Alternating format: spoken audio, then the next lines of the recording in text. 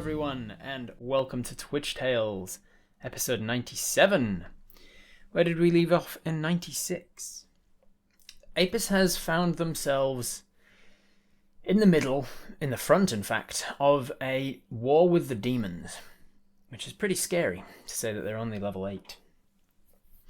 They have found themselves back in Shadridge, where several months after being there last, a lot has changed. It is now a military war base, and Apis got the opportunity to meet the sergeant that is running Shadridge.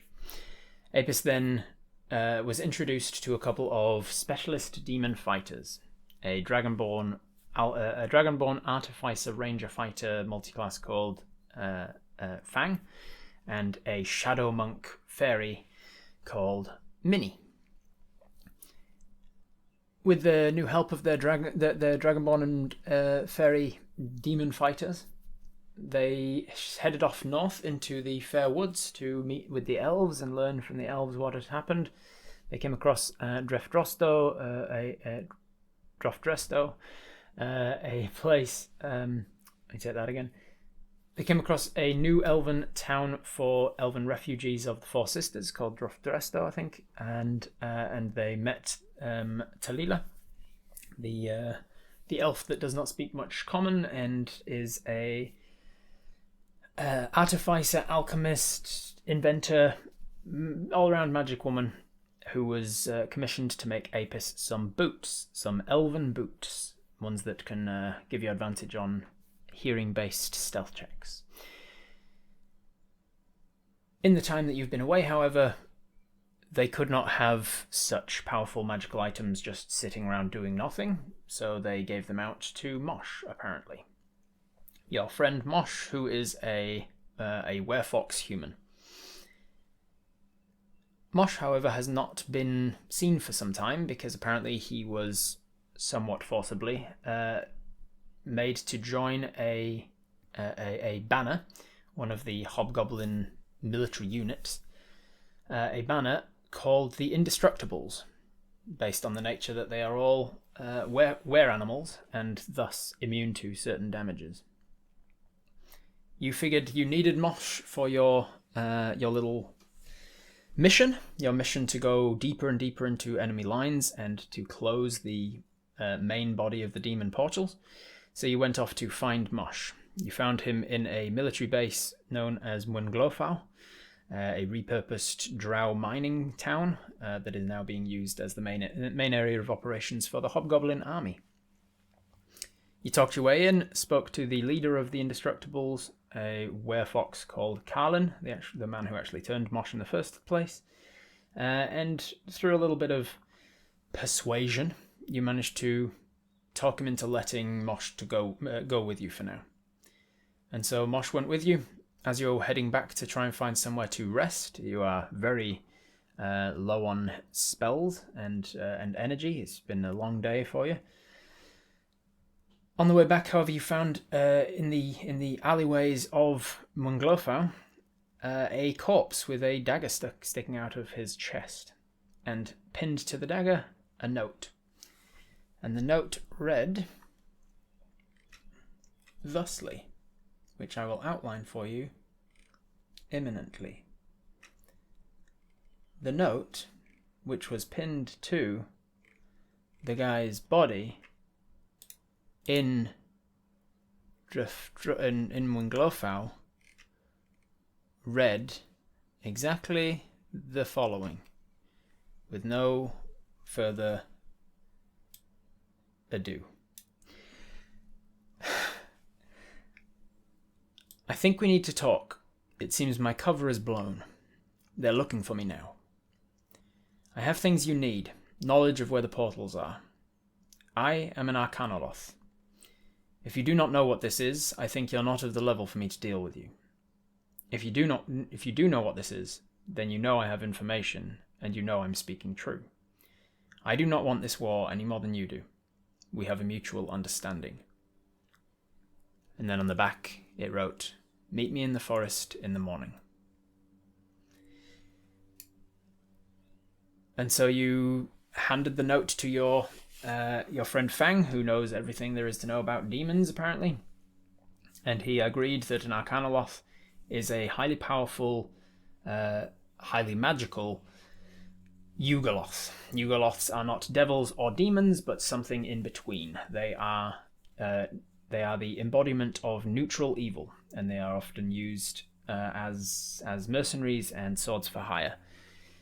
They sort of play both sides of the blood war, and they are warmongers and war profiteers. They benefit from the longer that the blood war goes on, and so it seems that maybe this guy is speaking true because he wants the portals closed for something to do with warmongering, war profiteering on his part. Who knows? What Fang could tell you is that Arcanaloths covet knowledge and power. They cover knowledge, magical information. They're information brokers within the war, essentially.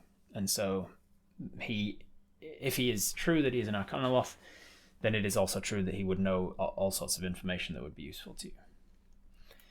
Fang also warned that not dealing with him, not taking him up on his offer, could be very dangerous. Even more dangerous than dealing with a fiend, potentially. Because if you do not deal with him, he could take umbrage to that and take all of the information he has about your side to the enemy. Because if he doesn't want this war to continue, he just needs to end the war in one direction or another. So Fang warned of this and then left you to make your own decision. And you decided, we better go to sleep and decide in the morning whether we're going to go meet this guy or try and kill him or what. And that's where we ended. That's where we left off. So, Apis, you are in the underground mining town of Mwinglofau. You have the corpse of a hobgoblin down the end of an alleyway. You have a dagger sticking out of his chest. You have a note in your hands. You have allies beside you. What do you want to do? You only have one first level spell left and no second level spells left. Primeval awareness and then long rest. Take back our boots from Mosh during the night. Do we want to leave them on Mosh? Because then he gets advantage on stealth checks, maybe. Can we use our dice to ask about this Arcanaloth? You can, yeah. Paper doll is so cute. What paper doll? This guy? This is the sort of things that you're wearing and carrying and such. Just to show that you have nothing on your head currently. You are wearing a cloak, you've got a bow and a rapier. You're wearing some kind of armor on the chest, and you've got a ring and boots on.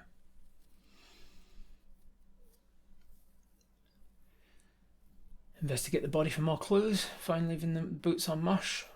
Can we check if Mosh really is Mosh? Alright, lots of things to do, so we'll do them one at a time, shall we? Let's go to do the clearest and closest one first, which is just investigate the body. So on the dice cam there, let me arrange that. There we go. Rolled around all over the place. Hopefully you can see that is a 2. So that's how we're starting today, everybody.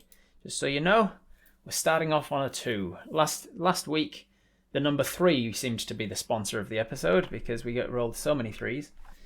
But this week, we have a hero point again for starting the session. So you've got 1 hero point to go with. But we got a 2 plus our investigation of 3. So 5 total. With a 5 investigation, you manhandle the corpse of this hobgoblin and he slides to the side. And then you take a step back and think, don't know what I'm trying to glean from this. I have no idea. I've got nothing. Then you turn to Mosh and you try and investigate whether Mosh is really Mosh. How are you intending to do so? You're going to try and cut him, see if he bleeds. You're going to try and ask him questions that only Mosh would know. Are you going to try and just ask him outright, hey, are you Mosh? Are you just going to silently observe him as he moves and see if he acts like Mosh? What's your intent? Does he have a head or are we unsure? He's definitely an intact corpse, except it seems like he only had 1 wound. I will tell you with a 5. He only seems to have 1 bodily wound. The dagger through his chest seems to have like severed his aorta immediately in a single strike. Like it was a clean, direct kill from somebody who knows a lot about hobgoblin anatomy, obviously.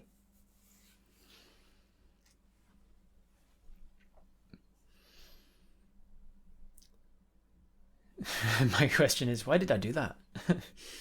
What have I done? Did we ask him for our boots and he, I hope he got them? You can see he's wearing them. Now that it's on your mind, you look down and see, oh yeah, Mosh is wearing those boots that I apparently commissioned. Observation seems like the way forward, maybe. Could we ask those with us to look at the body? Can we learn anything from the dagger?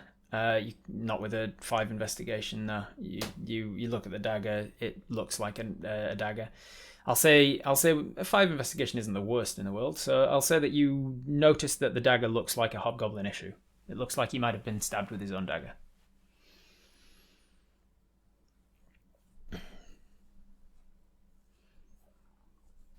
Ask Mosh specific questions about the shadow incident. Okay, we will. I'll roll you a check of some kind. Then you are trying to do a. I think it's an investigation check again, but it might be a charisma-based investigation because you're using your ability with people to investigate. Unfortunately, you're not proficient in investigation, so it's just a straight 1 from charisma. So, charisma-based investigation, that is a 5. 5 is like, that's a really good, and then a +1 from charisma. Whew, 6. 6 is the highest you can roll on a d6. That must be a good number. With a 6 charisma-based investigation, you say, trying to be coy about it. You approach Mosh and say, Mosh, can I just ask you, do you remember the shadow incident? And he says, yeah.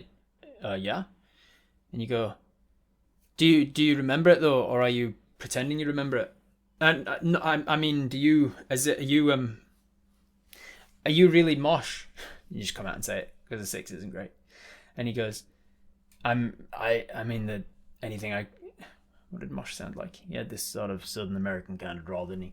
He goes, I mean, anything I say isn't gonna, I don't think I can say, I mean, yes, obviously I can say I'm Mosh and I am Mosh, but like if I wasn't Mosh, I'd say I was Mosh, wouldn't I? So I don't know what you, how could I prove that I can't cut myself because I'm Mosh, and I don't, that would prove I'm not Mosh if I could bleed, and I can't. I don't know, man. You're gonna have to just trust me, I guess. Any other ideas for testing if Mosh is actually Mosh? You could stand right next to him and test for fiends within a few feet of us if you didn't trust him. That is a very good point. Let's alert the hobgoblin authorities to the corpse. We are outsiders. Alright, do we want to do primeval awareness, yes or no? Primeval awareness is a ranger ability that Apis has where you can think about a particular type of creature, aberrations, undead, celestials, dragons, whatever, and you can think about that type of creature, and then you spend your spell slot, your last spell slot for the day, and you say, are there any of that type of creature within X number of feet of me, X number of radius, whatever, and then it comes back as a yes or no. So you can stand right next to him and go, is there a fiend within 10 feet of me? Most people saying, no, we are not going to use primeval awareness, so no, we are not. There's a few people saying yes, but not enough to overcome the majority here. We need to keep our last spell slot in case we get into trouble with something else, maybe. Alright, so for now you think, maybe I'll do it later. Maybe I'll do it right before bed. But you do need to sleep. It is getting late in the night and you have 1 spell slot left. So what's your intent? You go and speak to the Hobgoblin Authority about the corpse? I'd forgotten about spell slots. Yeah, the little red berry on the vine there.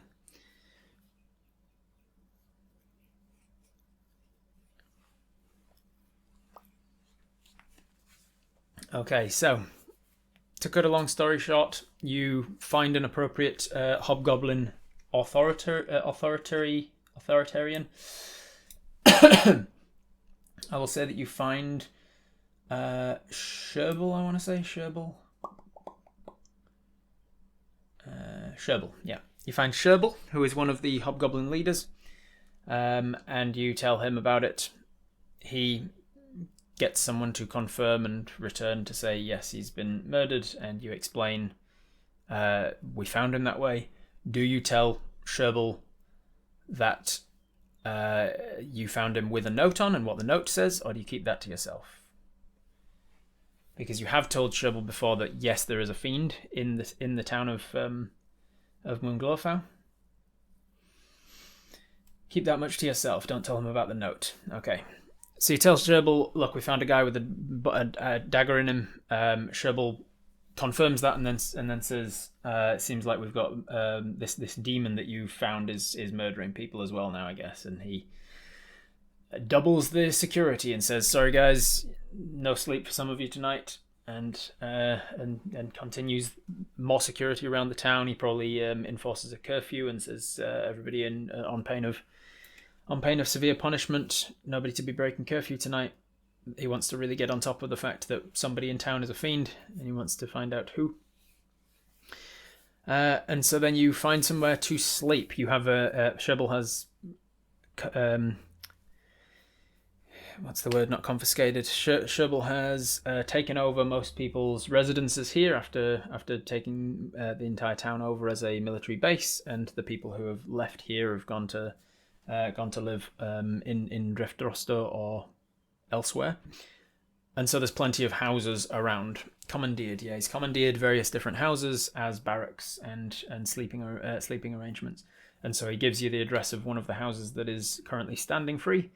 And you, Fang, Minnie, Mel, you all head over to this accommodation to rest. As you are getting ready for bed, you have one spell slot left. You have also not asked the dice anything. For anyone new to the D&D with me, you have a box of dice currently labelled with your name, Apis. A fancy wooden box that has bone dice in it, and the bone dice are magical divination truth-telling things. You can ask the dice a question, they will give you an answer. It's just a yes or no answer essentially, and you can ask the dice multiple questions, but only the first one is guaranteed to actually be truthful. There is an increasing chance of randomized answer. So as you are going to sleep for the night, do you want to use your Primeval Awareness? Do you want to use anything else of your spell slot? Just to let you know, here are the spells you have. Prestidigitation, Cure Wounds, Hunter's Mark, Protection from Good and Evil, Zephyr Strike, and you're out of second level spells, so Misty Step and Pass Without a Trace don't do anything yet. You could ask the dice, does the one who left us the note on the corpse mean us harm? That's a good question. Then you get a yes or no to that, and it helps to know whether you should meet with them. That's a pretty good question if we do ask the dice a question.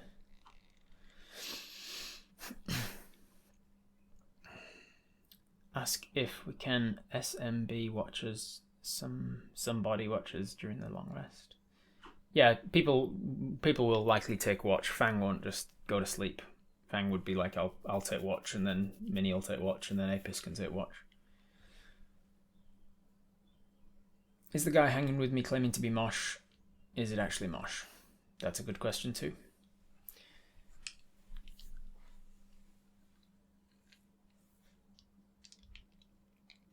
Okay, let's firstly thumbs up or thumbs down. Do you want to use the last Primeval Awareness for the day, or do you want to leave your spell slot in case you get ambushed in the night or anything?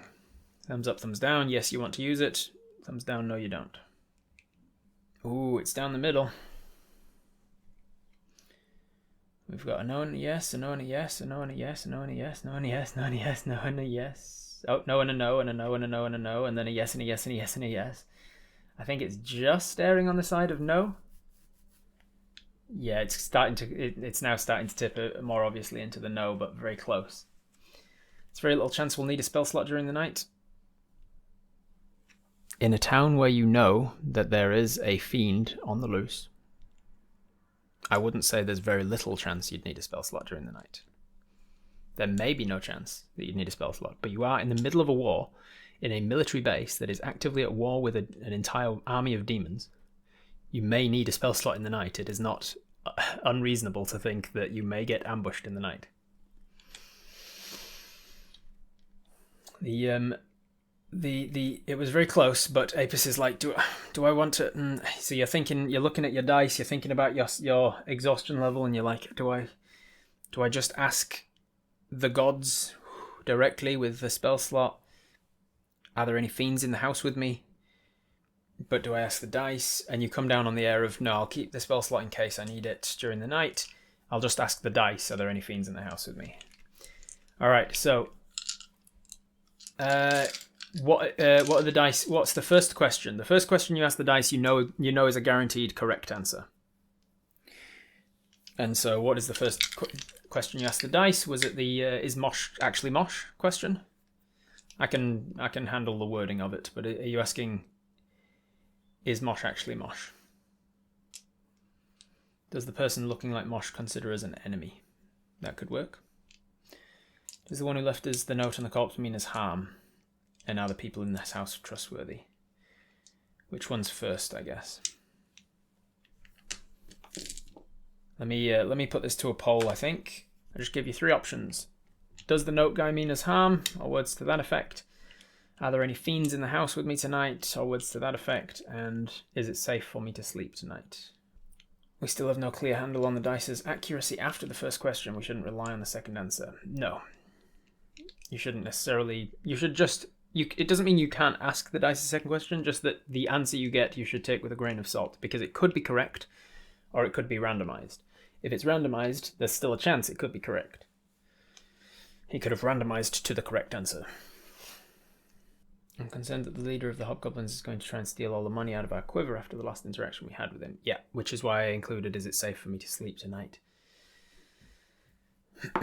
Also, to be clear, it wasn't the leader of the Hobgoblins, it was the leader of the Indestructibles, the were creatures.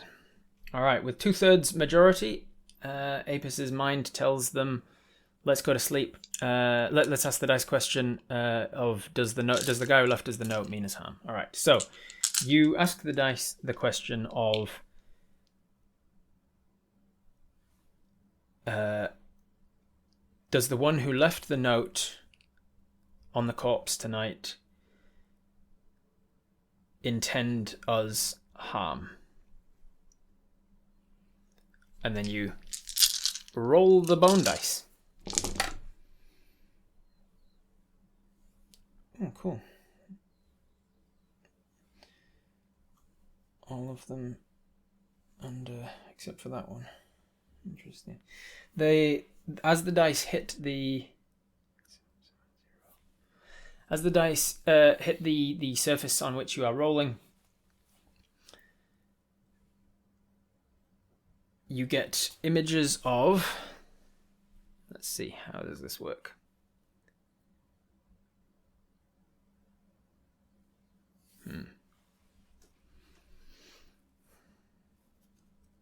This is a tricky one to navigate. Does the one who left us the note intend us harm? Oh, this is proving a real tricky one. Okay,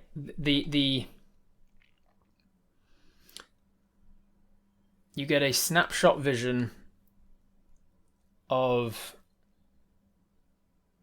a demon getting forcibly pulled through a portal of some kind, as though sucked into a vortex and unable to swim against the current, and then whipped backwards into a portal. You get the sound of weapons hitting against armor, clanging off of metal armor. You get greeted with the sound of a demon shrieking, and the vision of hundreds of demons pouring out over an abyssal hellscape, a wasteland of fire and brimstone and charred earth where nothing has grown for millennia. You get the smell of blood and demon ichor being spilled together. You get the horrible taste of acrid, like burning rubber in your mouth, and a choking feeling of being in a highly sulfurous atmosphere.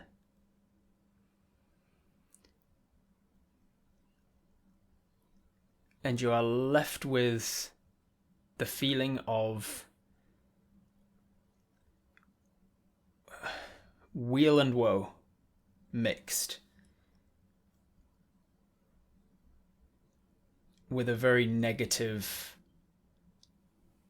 bent to it. A very negative mixed answer.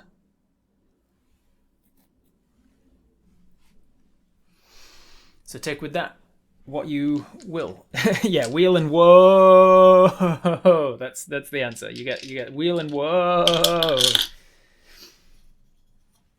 Since when can the dice go?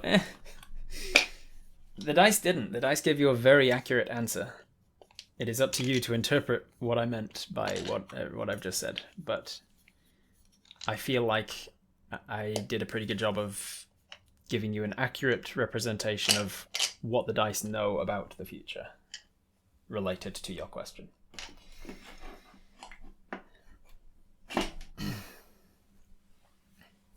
Oh, and then you were going to ask the dice a second question, potentially.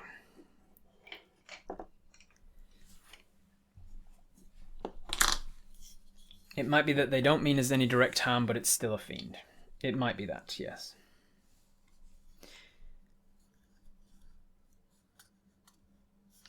Second question. If we had 2 plus 2, do we arrive at a sum of 4? I want to get a warm and cozy math description from Rob.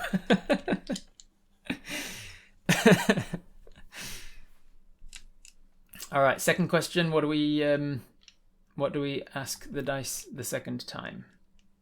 You could ask the exact same question again. You wouldn't get any additional information other than knowing a little bit extra about how much it takes to get a false answer.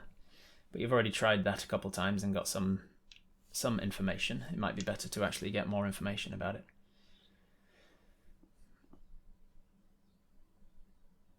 Ask about Mosh or if we can safely sleep tonight. I want to know whether I can rest tonight. Direct harm versus non-direct harm. Firebolt versus fireball. Yeah. Ask about everybody in the house, whether they're all who they say they are or not.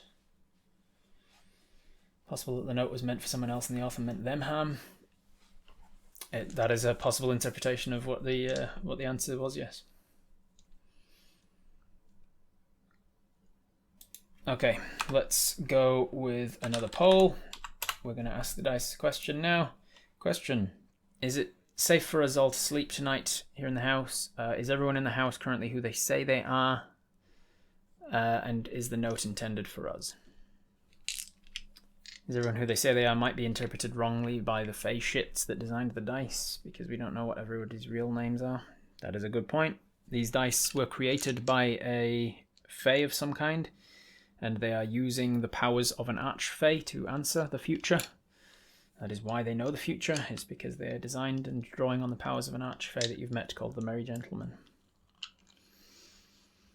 Can we get preferential voting for the polls? I usually do preferential voting for the polls, yes, but that requires you not getting a majority. Again, we've got a 2/3 majority for this one, saying the question we're going to ask the dice is it safe for us to sleep tonight?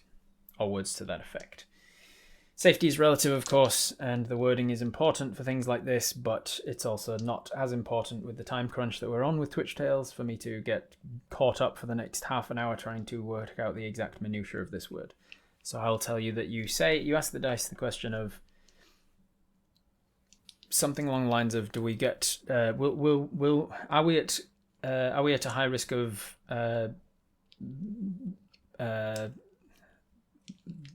trying to think of a way that you're not going to complain about.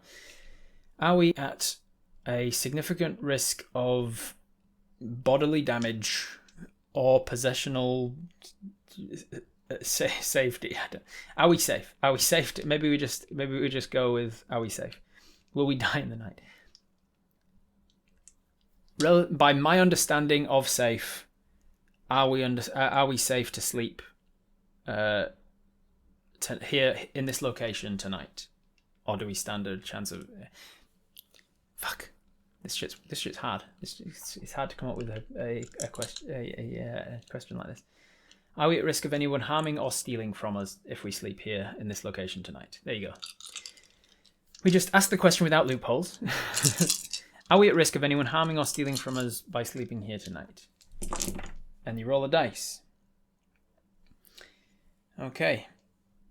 Oh shit, I need to write down the thing from before. Notes. And this time is... Okay, you get the impression from this one. Are we safe to... are we at risk? That's the question. Are we at risk of blah, blah, blah, blah, blah? Are we at risk of danger or having someone steal from us, blah, blah, blah? You get an image of... as if it's an extreme close-up of the camera of the hobgoblin's face, the one that you saw dead, spinning around in an alleyway, getting confronted, and then the sound of his dagger being drawn quickly, and then the sound of a dagger plunging into flesh, and a very stilted catching of breath in his chest, and then the image of his eyes rolling back, and the feeling of heaviness as he slumps to the ground. You also get the image of a slightly furry face transforming with the a muzzle-like nose retracting into a more ape-like bone structure as the hair recedes and the skin turns a more reddish hue as the shapeshifter that killed the hobgoblin takes his face. You also get the impression from the dice, images and sounds and sensations as they hit, the flashes of this hobgoblin striding into a residence, a home, with the stolen hobgoblin's keys. And you get the impression, after the dice come to a settle, of woe. Well, tonight's going to suck. Time to go to sleep. Fang's keeping watch, right? Fang is keeping watch for the first couple hours, yes. So no, we are not at risk. So that's good, right? How do we tell if they're right? Wrong? You don't. So on top of you asking a negative and then getting a negative, you also asked the dice a second question today, which means that there's a chance that that was just a randomized answer. So whether or not you can trust it and whether you can even interpret it is a different question.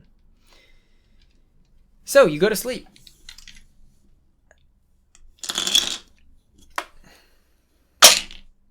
Chop, chop, chop. All right. You put the box away. You're exhausted. You can't possibly fully be confident in your interpretation of the results of that. And so you just hope for the best, and you tell Fang, wake me up if something happens, obviously, and wake me up for my watch at some point. And you go to sleep. It takes, a little time for you to turn your brain off and to not get paranoid about every creak and stir of the house. I will get you to make a wisdom saving throw. See if you are able to to control your own mind, to turn off your mind, to go to sleep, to get some restful sleep, or whether you risk exhaustion tomorrow because you were tossing and turning all night. Dice cam. All right, that is a 12, With a 12 plus your wisdom save of 2, that's a 14. I will say you managed to get enough quality sleep before you are woken for your part of the watch that you will be feeling restful in the morning. After a little poke in the face wakes you up, and you flit around ready at a moment's notice, like what's going on. You see a little fairy hanging over you, fluttering in the shadow. You can barely see her, but Minnie tells you, "Hey, it's your turn for watch," and she gives you a brief breakdown as you get up and wander around the house. She says there's nothing seemed to be a problem. There's some noises in the night, but there's a lot of hobgoblin army walking around. It's pretty hard to sleep through it unless you're absolutely exhausted, because there's lots of clanging of armor marching past the street every so often. The light outside is pretty bright because they're keeping the streets illuminated as much as they can. But other than that, nothing's knocked on the door. I think we're good. Is Mosh awake? No, Mosh is asleep. Minnie then goes off to her rest to go back into her fey-like trance. She only needs a couple more hours herself before she's long rested. Mosh seemingly is sleeping and will probably be taking the next watch after you. It's still middle of the night, like early hours of the morning, and you take a long rest for an hour. During that long rest, during that hour or two, you can just keep watch of the front door of the house, essentially, or you can go upstairs and look out the windows. Whatever you want to do to feel comfortable. Is there anything you want to do outside of regular long rest duties? Is there anything you want to read? You have 3 books. 3 books. One on planes, one on plants, and one on poisons, I think. You can read those just to pass the time. You can look through all your gear. Oh, you can also check the... I'll say that one of the things that you're going to do with your downtime is count the amount of money that you have on you, because you didn't count that before. So you check your quiver, and you count that you have 100 platinum pieces, 538 gold pieces, 50 silver pieces, and 0 copper pieces. This could be a good opportunity to use our last spell slot. That is probably a good idea, yeah, because you only have like 2 more hours of your long rest or so. Practice Elvish. You practice a little bit of Elvish. I don't know who you're practicing on. Do you just write it down? Do you don't have a book on languages, and you don't have anyone who speaks Elvish with you, so you're just speaking to yourself in a mirror or something? Sims style. Mlago boodloo bibi. Glabble glubble. I don't know the Sims, so I don't know Simlish. Fleagle go brobov. Practice our pronunciations. That's what I do. Fair enough. Go over the words that you know, practice your pronunciations. I will do that. All right, so I will make a note of Apis practices. Let me put it down here in the random notes to add later. Add to the correct place later.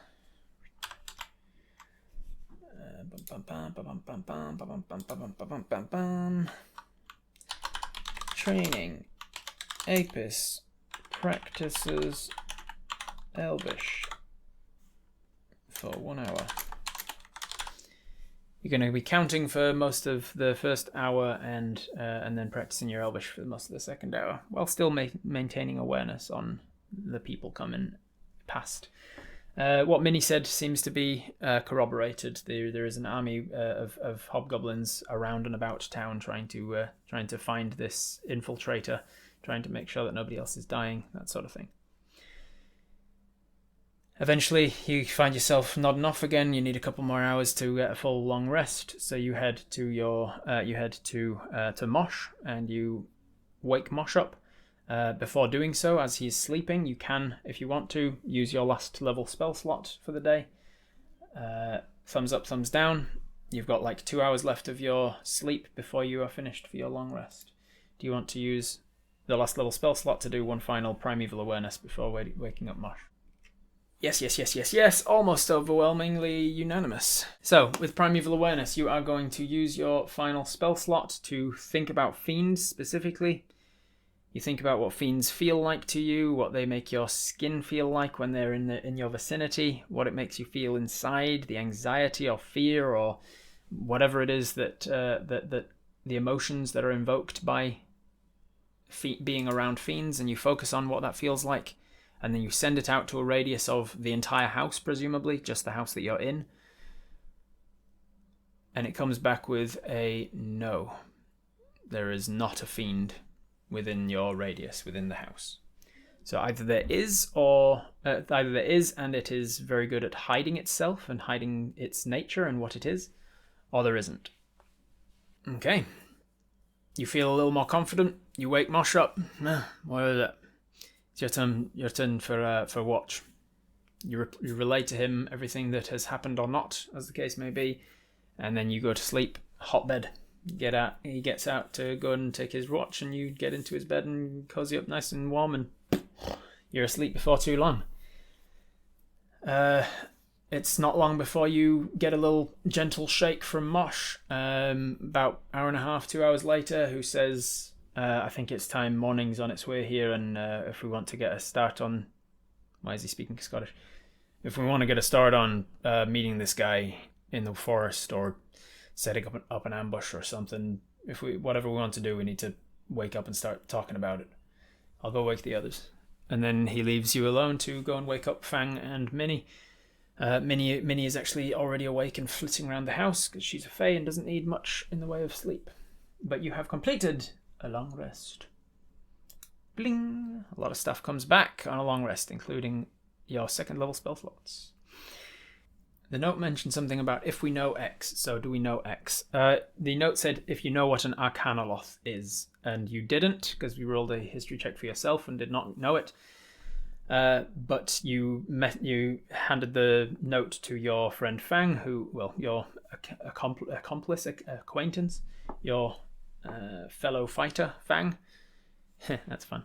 You handed your note to your fellow fighter Fang, who is a specialist in demon fighting, fiend fighting, and he knew what an Arcanaloth was and explained, yes, an Arcanaloth is a powerful Yugoloth who deals in information and magical items.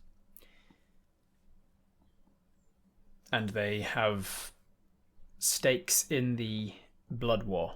They are warmongers, war profiteers, and they benefit greatly from the ongoing blood war between the devils and demons, because the devils and demons literally fight through the lands of the Yugoloths, and the Yugoloths play both sides for profit.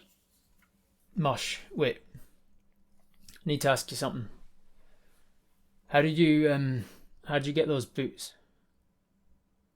And also, did you introduce yourself as my girlfriend at one point? Mosh is like, what? I don't understand your jokes, Apis. It's too early for this. I got the boots from the lady that made the boots.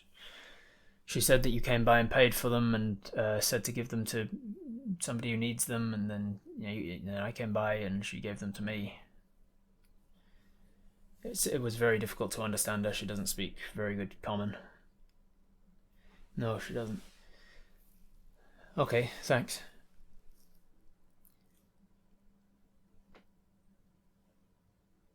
Can we sit down with Mosh and ask him about the last 8 months, what happened to them, and especially about Carlin? I mean, you could if you wanted to, if that was the most pressing thing for you. Powerful as in be prepared, or powerful as in make sure your will's up to date. I mean, you're fighting in an army. You're fighting in a demon war. You should probably make sure your will is up to date anyway. But specifically about the Arcanaloth, he says somewhere between the two, yes. Be prepared, and it could kill you. But you ask Fang about this in the morning over coffee or whatever as you're all waking up. You find some coffee rations in the house that has not been taken with the previous owner. You help yourself to the coffee. You start to make something. Minnie's actually started cooking breakfast already for the rest of you. Having a hard time because she's a fairy and it's hard to hold the frying pans and stuff. But you ask Fang about the Arcanaloth over breakfast so that you can all start to get on the same page, and he says it would be unusual but not unheard of for an Arcanaloth to directly attack you. They have no interest. Although I definitely wouldn't take it for granted that it couldn't attack us. And if it did attack us, it would probably have contingencies in place to know that it would win. It wouldn't attack us without knowing it would win. But I don't think its goal is usually to attack. Usually Arcanaloths get by learning information about both sides and assessing situations. They're more information brokers and heads of spy networks and things.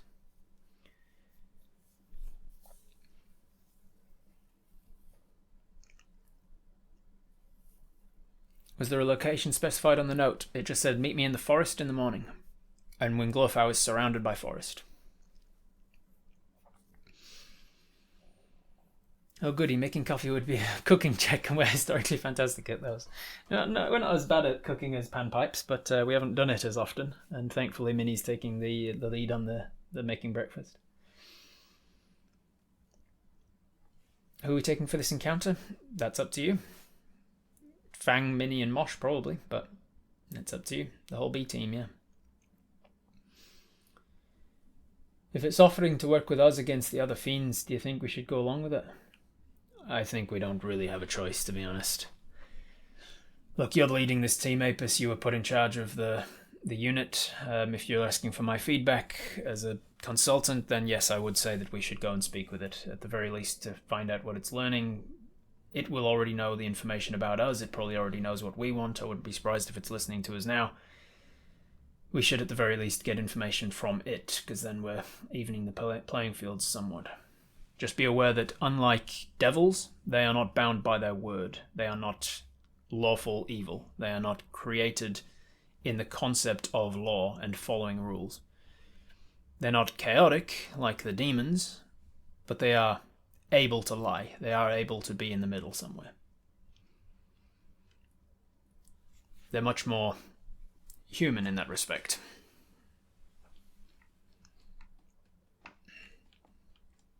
The forest's all around us. How do we expect to find the meeting point?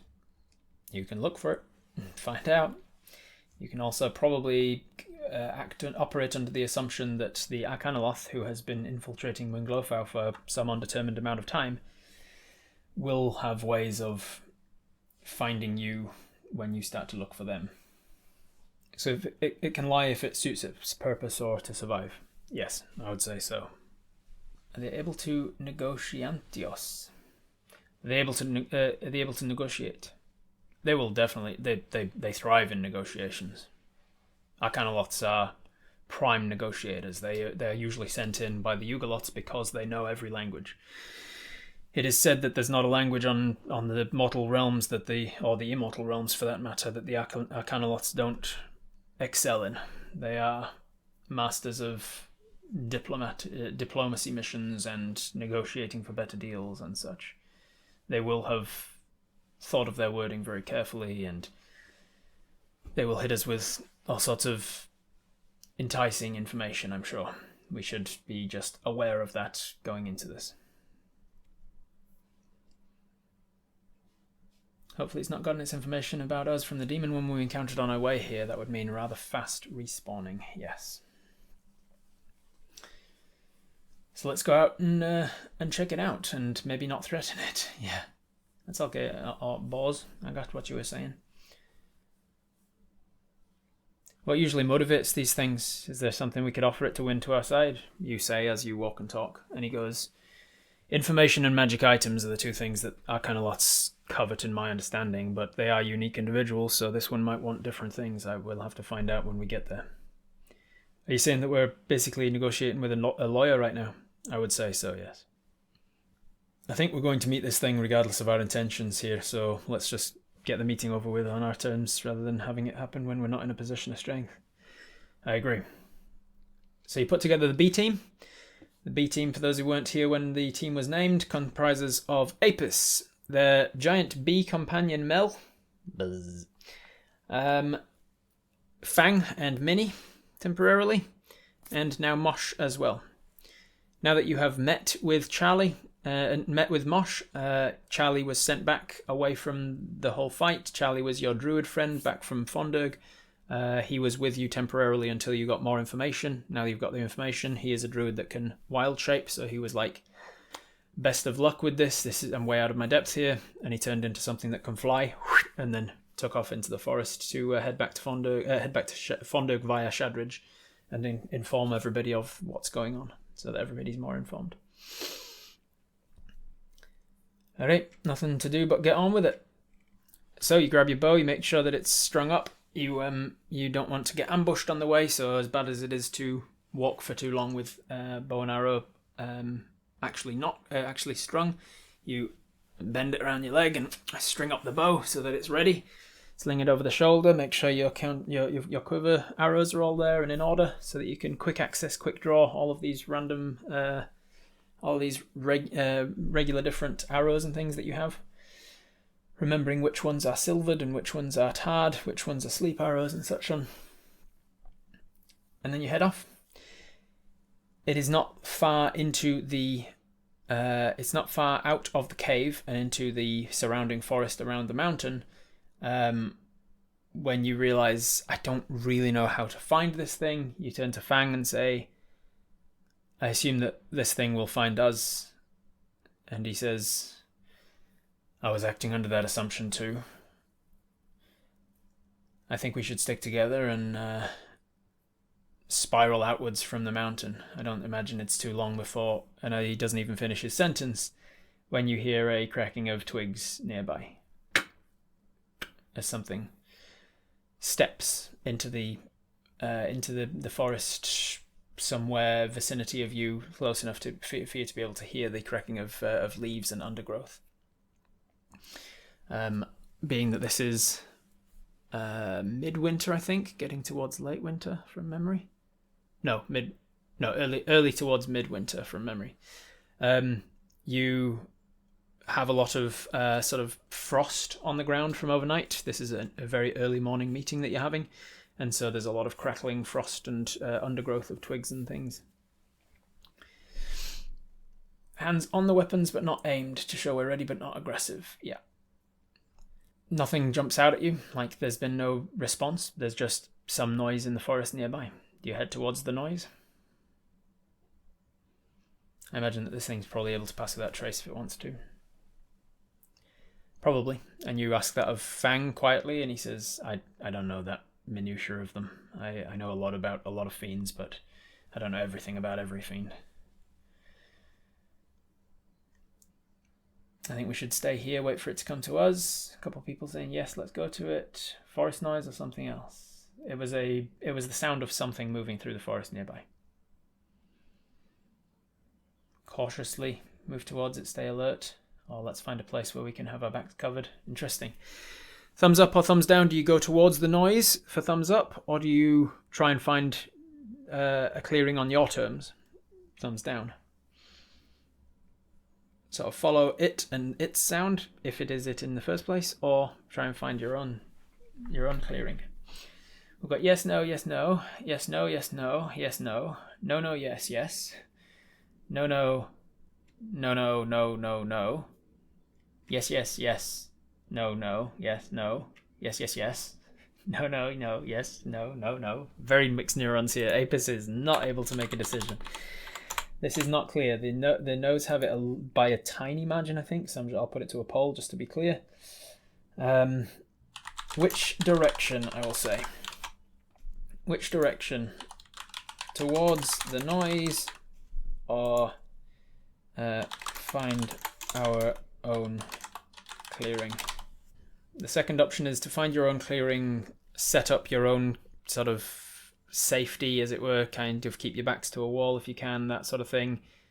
Just wait there and force it to come to you, trusting that as a Yugoloth who trades in information, it probably has ways of finding you. Or the first option is don't piss it off, go towards it, like actively seek it out, like show it that you're not afraid of it, you're going straight into it, you're willingly walking into whatever it may or may not have set up for you, and you're saying, I'm strong enough to deal with it. Confidence or caution, I guess, is kind of, if you wanted to be reductive in the options there. Last time we went towards a noise in the forest, we ended up in a fight with undead plants. You did, yes. That is the kind of person Apis is, I guess. All right, 2/3 majority saying nope, we're not going towards the sound. We're going to find our own clearing. Okay, so you turn and you head. This is going to be interesting then. Let me open up a certain stat block here.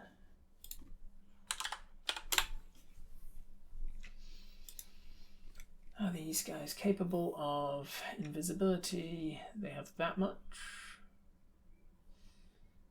They have this thing. Okay, they can do that, which is useful.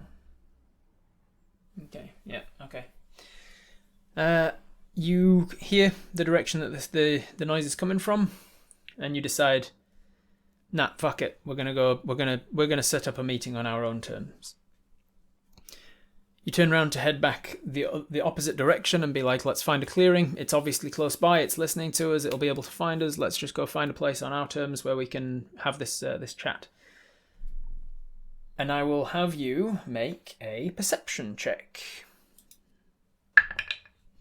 That is a 5. 5 perception. But thankfully, as a ranger with a forest bonus to your forests are your favored terrain, one of your favored terrains, and so you can add anything that is appropriate to being in a forest to your role essentially.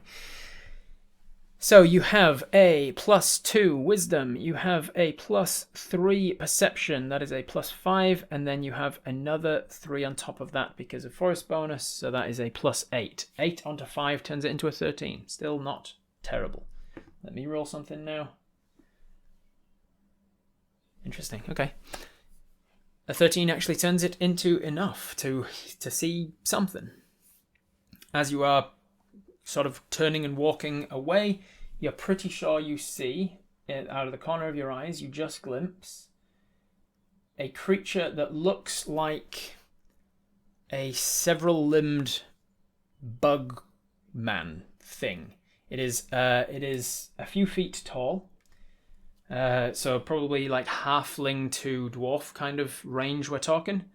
So being a dwarf yourself, probably about the same size as you.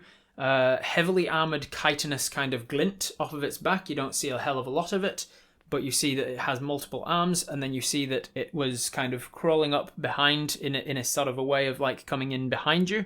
You and your party turn around to see, and it disappears behind a tree. The tree that it disappears behind isn't large enough to hold its entire form, to like to entirely hide it.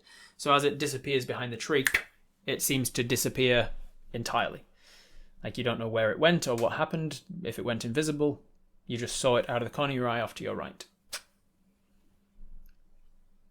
Bang. Let's see if Fang noticed it. He also got a 5. He would also have, I think, mountains and Arctic, I think, are Fang's favourite terrain. Let me see. Fang. Where is Fang? Let me look up Fang's details. Did I not summarize it? Come on, past Rob, where are you? I don't remember. I don't think forests are one of his favourite terrains, so with a 5 plus his modifier, that would not be enough. So he didn't see it. He was focused on other things. So you say, Fang, did a Yugoloth look like that? And he doesn't see it. And you try your best to explain what it looked like. You only saw it at a glance, so I'll give you disadvantage on this check, but I will make it just a flat charisma check. It's your ability to use words to explain a thing out of your head, which feels charisma based. With disadvantage, that's a nat 20 or an 18. 18 plus 1 is 19. So even with disadvantage, you get a 19 on that check, and you do a pretty good job of explaining what it is. And from your description, Fang says, no, that doesn't sound like an Arcanaloth at all. It sounds like a Mesoloth. It's a Mesoloth? And he describes what a Mesoloth looks like, and he says, yeah, they're several feet tall. They've got glowing orange, amberish eyes usually, and like pincers. They're very bug-like. They've got short kind of squat heads that come forwards. 2 sets of arms with pincers on the end. They usually carry a weapon of some kind, and their back legs are very sharp and clawed. And you're like, yeah, that definitely could have been it. And he goes, yeah, it sounds like a Mesoloth. Mesoloths make up the bulk of the Yugoloth population and army. They're relatively strong, but on their own you could take one easily.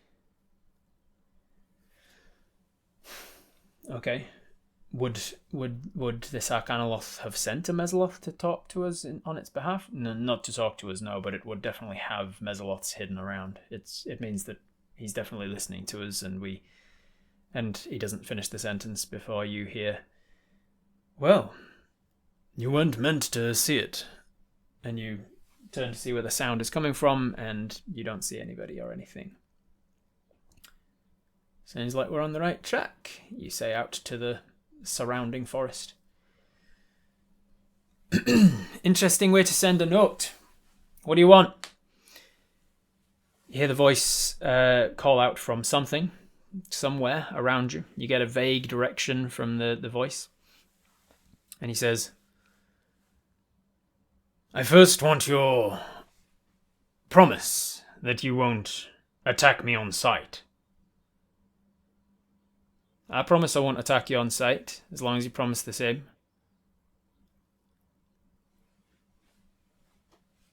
"I'm not here to harm any of you." "We're not here to harm you either. We just want to put an end to this war." "Then we are at an agreement." And then materializing, dropping the invisibility spell, you see emerging before you, leaning against a tree, about 5'6", 5'8", somewhere in that vicinity, a creature that is humanoid in the sense that it has 2 legs, 2 arms, a head, and is standing upright, an anthropomorphic creature.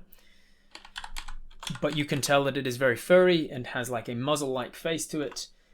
Its head seems to be that of a jackal, some sort of dingo or fox-like creature. It has fur all over its body, and it has a large bushy tail as well. It is wearing very expensive-looking robes. Looks like a librarian of sorts. On the end of its nose is a pince-nez, and the pince-nez is like gold-rimmed. Pince-nez, I think they're pronounced. Little pinch nose spectacles. And he's wearing very regal, not regal, but like somebody who works for a highly prestigious library kind of robes. Purple trimmed with gold. And very well kept.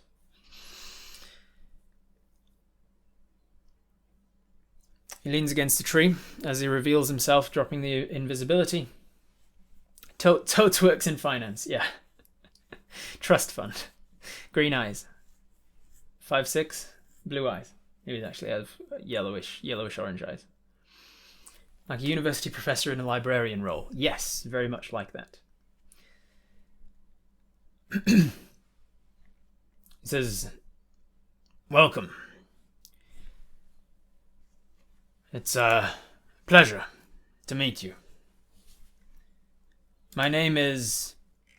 And then he gives the name of the episode. Zar'Gunath. "It's a pleasure to meet you. My name is Zar'Gunath. Who do I have the pleasure of addressing?" He looks amongst each of you, waiting for introductions.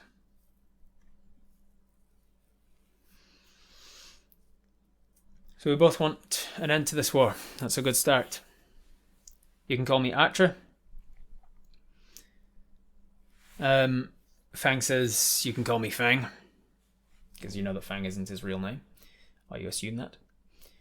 The one on his shoulder, the little fairy who is at attention and ready, says, "You can call me Minnie." And then you hear Mosh say, I figure you probably already know all our names, huh?" He goes, "Yes, but I wanted you to say them." He says, "Well, I'm not gonna play your games." And he goes, "Fair enough, Mosh. You're speaking in common?" "You are. You're all speaking in common."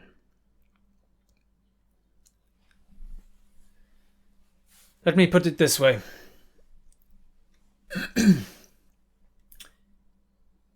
I would like a free exchange of information. We both want the same thing. We're both acting towards the same goal. I do not want this portal open on this plane of existence. I do not want the demons wasting their time here on the mortal realms when they should be in the lower planes fighting the blood war. I do not profit from the demons being here. I do profit from them being down below. So we both want this portal to end for our own particular reasons. I happen to have information from the demons' war, from the demons' side of this army, as to where their locations are, what their numbers are, and how best to suit your goals. I also have information on what your goals are, and I can tell you that your plan is a strong one. Distract them, take out the smaller portals, focus their attentions on you, while... Is it the four of you? And you point to the giant bee on your backpack that's resting, and you say, and Empress. The five of you, my apologies. While the five of you get behind enemy lines and close the main portal. It's a strong goal, but it could fail.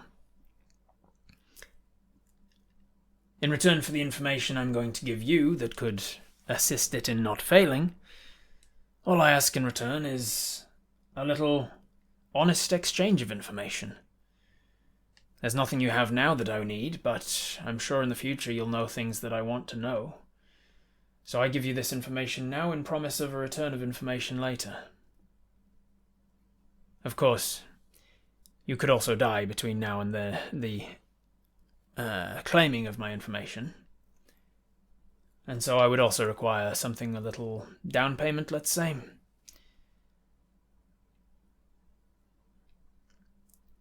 We never told our plan to the people of this city. That is correct. That is the first thing that comes to your mind when he outlines what your plan is. You realize you never told anybody in Winglofau what your real plan is. So this guy, as an information broker, has got eyes and ears in much further places, apparently. So you're saying we would owe you a favour? To put it reductively, I suppose, but it would not be a favour for anything, it would be a favour specifically for information. Is such a flex from him? You also got that impression as well, like you picked up on the fact that he was outlining your information to you, telling you, don't fuck with me, I know what I'm doing, I'm more informed than you may realise.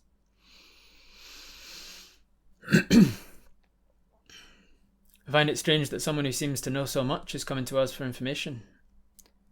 I do not want information now. I want information that you do not yet possess. At a later date, when you have information that I might benefit from, I will call on you to give me said information. And that will be payment for this. Owing favours to this is almost worse than making a deal. Will the information you're likely to want later be in opposition to my morals? Depends what you can offer, Archer.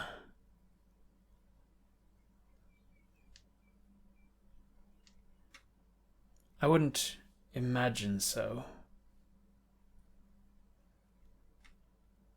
He's looking among you very intently.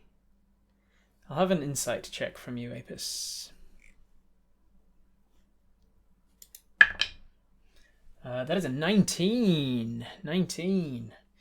19 plus your insight of 2 is a 21. With a 21, you get the impression that he is able to read more than just your facial expressions and body language. That the way that he is looking at you and the way that he is pausing as he speaks, you would not be surprised if this guy is reading your minds. Maybe it's through maybe it's through eye contact that he's able to read more from you. Maybe it's an inherent feature. Maybe he's got some sort of magic that's allowing him to do so. But you get the impression from how he's looking at you intently that he's learning more than just what you're saying and how you're standing.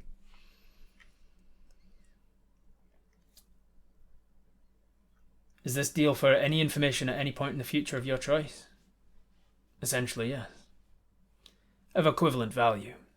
I would not be fair in my dealings if the information I gathered from you at a later date was more valuable than the information I'm going to give you.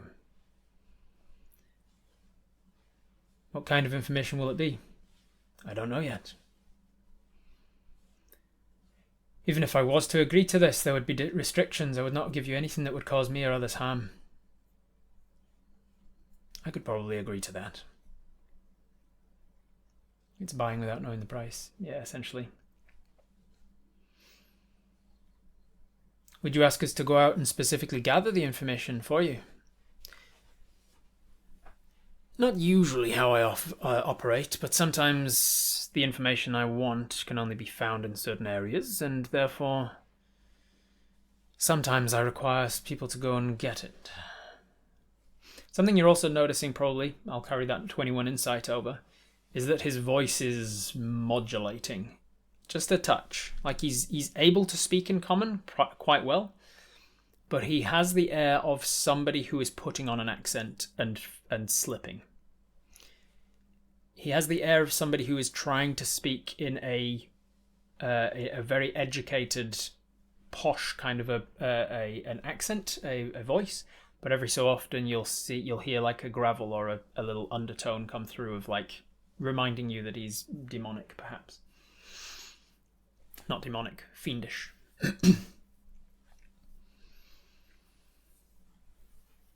Question for Rob, since this isn't lawful demon, there's nothing that would bind us to this deal. We could always attempt to break it later, correct? Yep.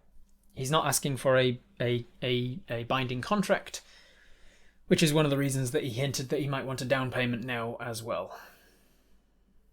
You could always agree to like with a devil, if you agree to a deal with them, you're kind of fucked. If you agree to a deal with a demon, the demons aren't going to hold you to that, and you don't have to hold yourself to it. They're chaotic. They don't deal in deals.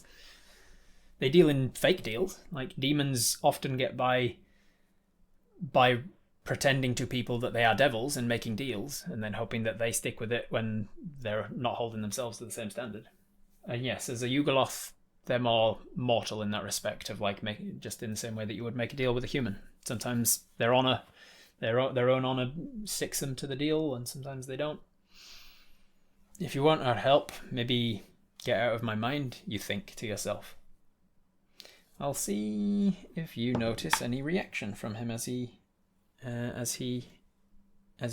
think that. 16 plus 2 insight, that is an 18. And as you think that, you do see a little smirk at the corner of his eyes, like a little "you caught me" kind of expression. And then he moves his attention onto Fang. Doesn't respond verbally, but you get the impression that yes, he was reading your mind when you said that in your head. Think really hard about kicking him in the crotch. All he hears from Apis is loud buzzing. Yeah, he's thinking all of this stuff. The fun thing about casting Detect Thoughts on Apis is that I can see all of your neurons firing, like, and when you're saying things that aren't in quotation marks, that's still Apis's thoughts firing, and so basically it turns all of everything you're saying into quotes that he can genuinely read. He can read Baby Shark on repeat. He can hear, but what if we never get any valuable information that he wants? He can hear, if it's going to stop us dying, it's worth having. He can hear everything that you're saying. He can hear it essentially when he's doing Detect Thoughts. But you've called him out, and so he's moved his attention onto somebody else to read their thoughts for the time being.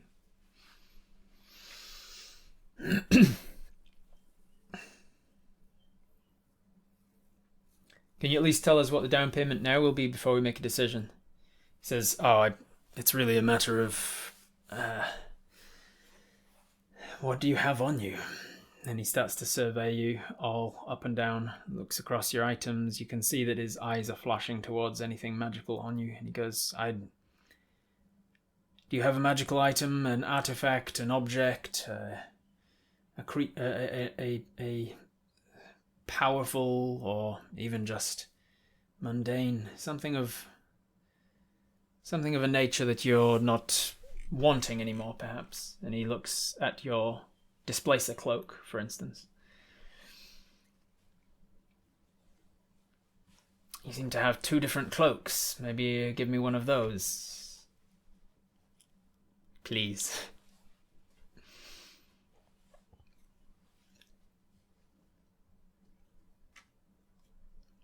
Time to drop a hint to Mosh, Minnie, and Fang that he's scanning our brains. Doesn't even need to be a hint. You can just straight up say it. Just keep that cloak to spite Rob. Could we give him Tom Tom, knowing full well that he can't keep him? You could try. Why are we getting rid of the displacer cloak? Because I fucking hate it. I regret giving you it. Give him the cloak of many fashions and keep the displacer cloak. We have boots that we aren't using. Mosh has boots. Can you prove to me that the information you provide in return is trustworthy and beneficial to us? A very good deal. And he reaches down inside of his robes and he pulls out a large scroll case. He says, in this case is a map. A very detailed map, written by my own hand, of the surroundings, locations of the portals. On it are marked the numbers of the demons and the types of demons that you'll encounter. Basically all the information that you'd need to make this a successful attack. I should warn you, however, the difficulty of being an information broker in the Blood War is that the demons, by their very nature, are prone to changing their plans and movements on a whim. So be on high alert for plans changing. The information I'm going to give you is less useful the longer you spend between now and acting on it. If you want our cloak, offer us something else as well. Equal trade with an item for an item, information for information. The information, the item, he says, the information I'm giving you is immediate. The information I'm asking for return is not.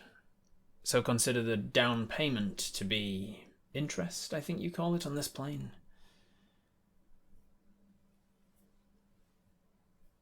The locations of the portals are constantly changing. How outdated is this information? My information is good.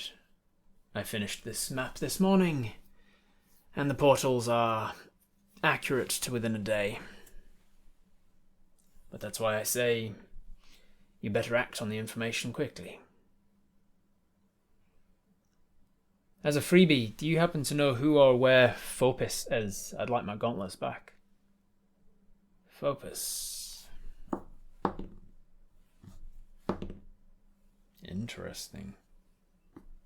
He says, I can't say I've heard that name. Fopis. I don't know this. Who or what is Fopis? Ask him if he has any magical items he would want to sell or part ways with. He's a collector of magical items by the sound of it. He is. He is a collector of magical items. So, do you have anything for sale or trade yourself? You're a collector of magical items? Not for you, I'm afraid, no. I am focused on more immediate tasks. I don't have my valuables with me. Tell you what, when you come to claim the information from us, you give us one of your items then. Seems information for an item now, item for an information later. He thinks about it and says, all right, it's a deal. And he hands over the scroll case. He walks out, he sort of pushes himself off of the tree finally, and he walks over. You see that he's walking on very jackal-like hind legs, but upright and not stumbling. It's not like he's struggling to walk on 2 legs. It seems like 2-legged is his normal form. And he hands the scroll to you. Do you take it? Does Fang take it? Do you let Fang take it, or do you take it? You are the leader of this team. Is it just me, before you take the scroll from... Is it just me that owes you this information, or everyone here? As long as the information I glean is of an equivalent exchange to the information I'm giving you, then we have a fair deal. A partial alliance with this guy could be valuable in the future. Let Fang take it. Yeah, you don't reach a hand out for the scroll in, and Fang does instead. He reaches out his bionic arm, and he takes the scroll, and he looks at it, and then you see that he casts Identify on it as he spins it around in the mechanical arm, and his bionic eye turns on. He says, "Seems to be what he's claiming it is. It's just a scroll," and then pops the top off of the scroll case and looks inside from a distance. Slides the scroll out and starts to look through it while you focus your attention on the Arcanaloth. He smells strongly of the same sort of brimstone and underworldly kind of ash that you smelled briefly in the when you were asking the dice questions yesterday.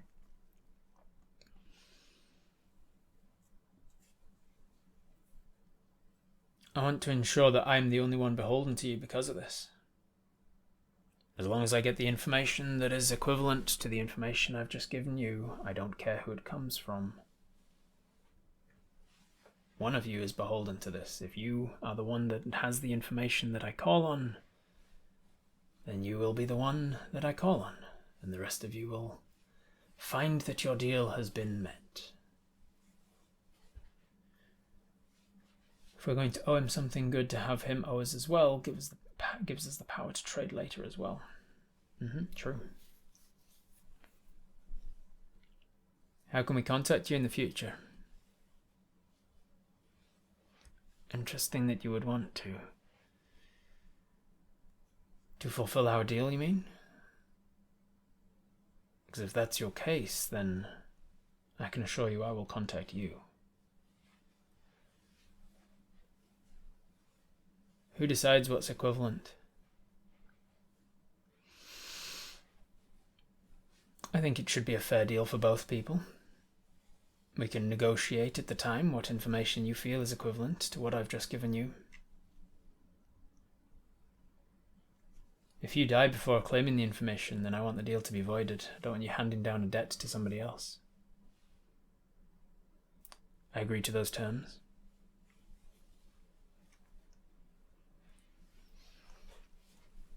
What about contacting you to update our information? I will work with you until our goals are mutually... what's the word? Accepted, I was going to say, and that's not right. Mutually accomplished. I will work with you until such a time as our goals are mutually accomplished. You will be able to contact me in the same way that one contacts other members of one's army, by being careful. What you'll notice there, and he points to he sort of nods to the map, says you'll notice that there are a significantly more numerous army on their side than you previously realized.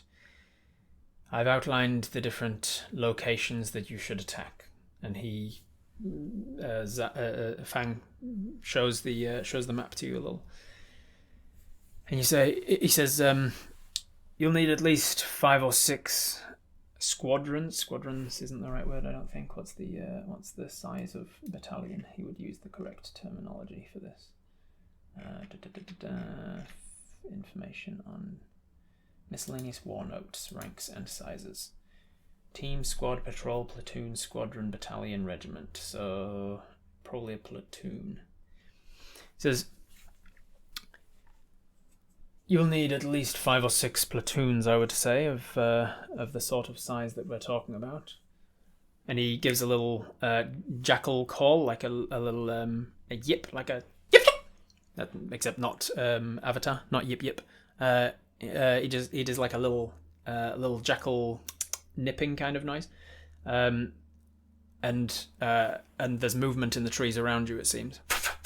lots of cracking of the frosty twigs and undergrowth and such, as you realise that the mesoloths that you glimpsed before were standing a ways back out of earshot, and then suddenly appeared within range of you, and several of them start to sort of around trees and such, and you see that you're surrounded by about 20 of them.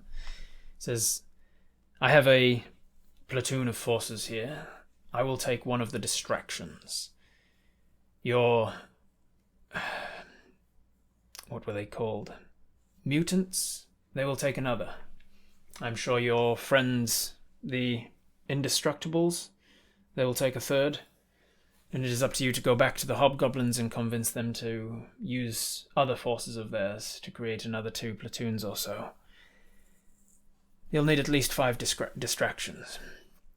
Perhaps your friends back at Shadridge might be able to offer some extra army, extra forces.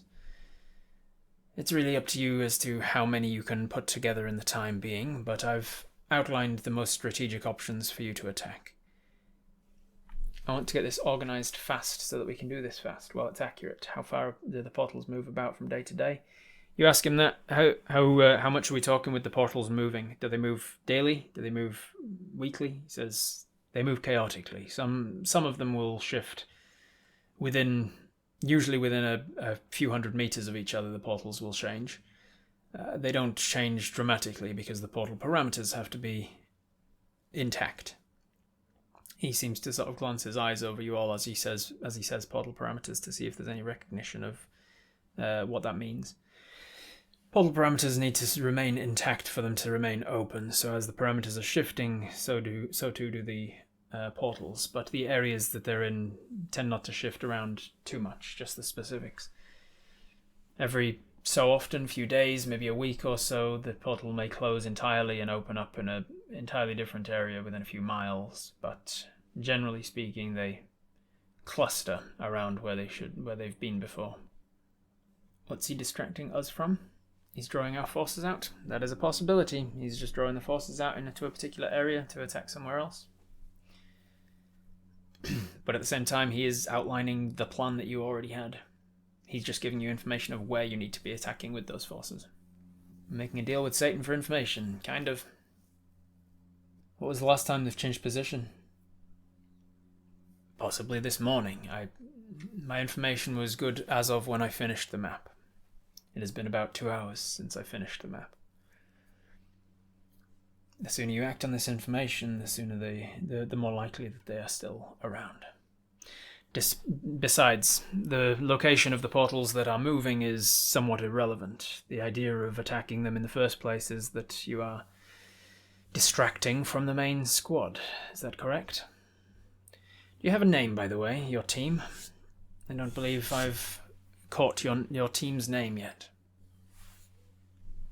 Are the demons getting help from people originating from this side to keep on the right parameters for them? No, not particularly. There are some that inadvertently help out, but by doing evil deeds. But no, they are far more numerous than is needed to continue their movements themselves. How will we tell him when we're ready to attack? How will we tell you when we're ready? It says, when we're done here. I assume you'll be going straight back into and he gestures back to the mountain, which is still within range of being able to see the top of it. I assume you'll be straight back to the mountain, back to Munglofau, and heading out with a team to start the assault. Do we drop one more thing with the succubus? You can ask or tell him anything about the succubus if you want. The military wouldn't approve of your involvement taking on a portal. They might insist on sending forces to all of them regardless.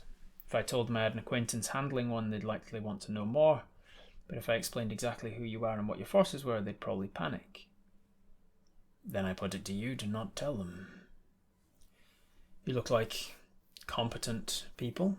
He looks you all up and down.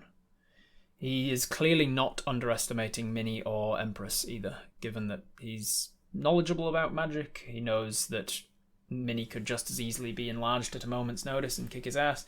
He knows that Empress could be a druid in wild shape. He's aware that not to take any chances. You also see that he is his ears, his jackal-like ears, are constantly twitching in directions even behind him and stuff. He's also not taking for granted that he's not been surrounded. Like, you haven't got more people out here than he is aware of and stuff like that. How many of the Mesloths are here? About 20 or so.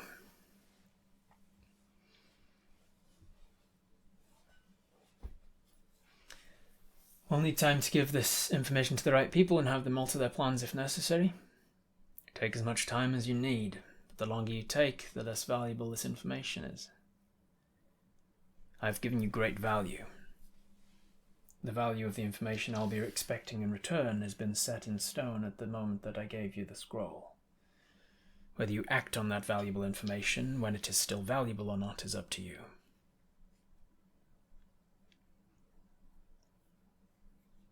Seems like it's beneficial to us, but as a fiend, can you not simply dispel the portal yourself and get back to selling information to the lower planes? I cannot dispel portals. I can try, but not in the same way. I'm not taking on an army by myself. I'm smart enough to know better than that. Is there something in Winglofar that he may want? He took the trouble to sneak in there. Yeah, information. It is the main primary base of operations of the Hobgoblin's army. So he's probably been in there for some time gathering information, sneaking around and taking on people's faces and learning stuff.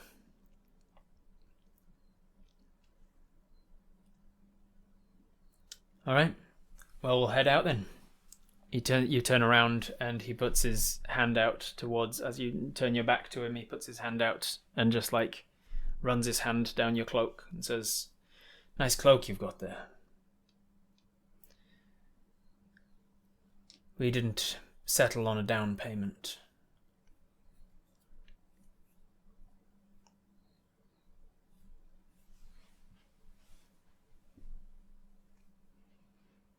Why did you murder that hobgoblin? He was getting too close to uncovering who I was and what my jobs were. It was a means to an end. It also helped me to deliver a note to the right people. I didn't know exactly who was on my tail, but it's nice to put a face to the names. Archer.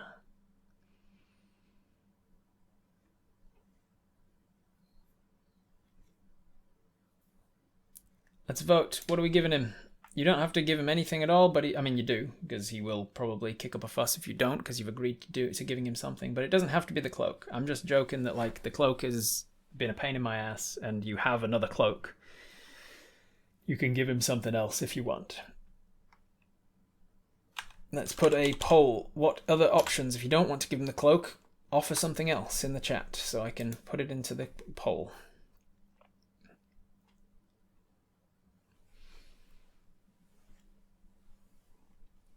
You've got magic arrows. You do have magic arrows. You have an entanglement arrow. You have a sleep arrow. He might be interested in those. You have masterwork arrows, not technically magical.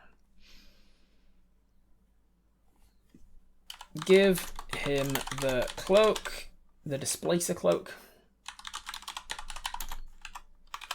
Yes or no? Yes or no? If you say no, you'll have to give him something else instead. Mosh is currently still wearing your boots of stealth, boots that you paid for but have given to Mosh.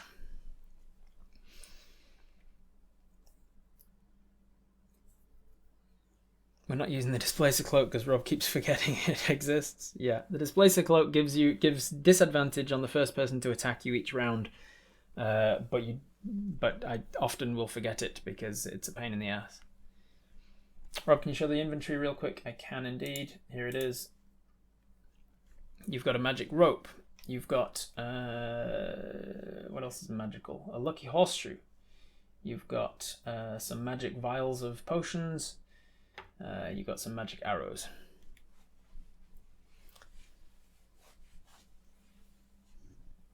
The pine pipes are not cursed. We are cursed, yeah.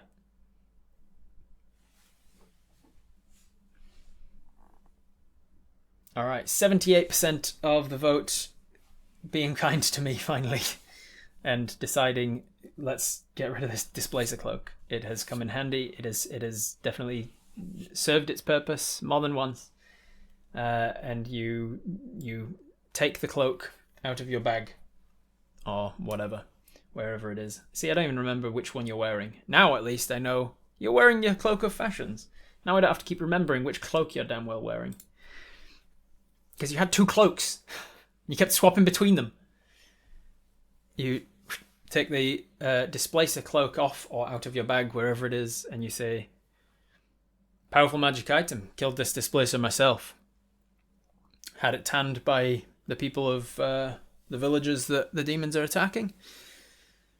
Had it enchanted by the lady there. He says, Talia, right? Something like that.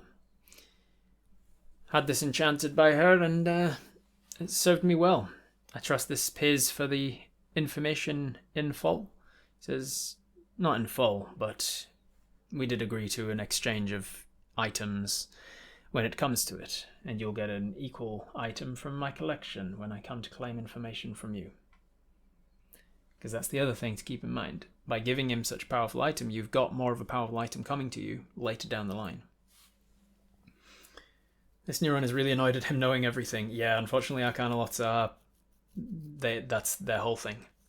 And if you're really annoyed about the existence of this Arcanaloth character, you can blame Cake Ladder, who redeemed this character with his channel points. If you don't know, you can use your channel points that you earn while watching the stream. Even just passively being here earns you channel points. Once you've accrued enough of them, you can redeem a redemption called Wouldn't That Be Cool? And it introduces a character or an item or something into the game. And Cake Ladder introduced a Yugoloth with a Mesoloth army who wants to help Apis. And it would fit really well into what I was planning for the story anyway. So here he is.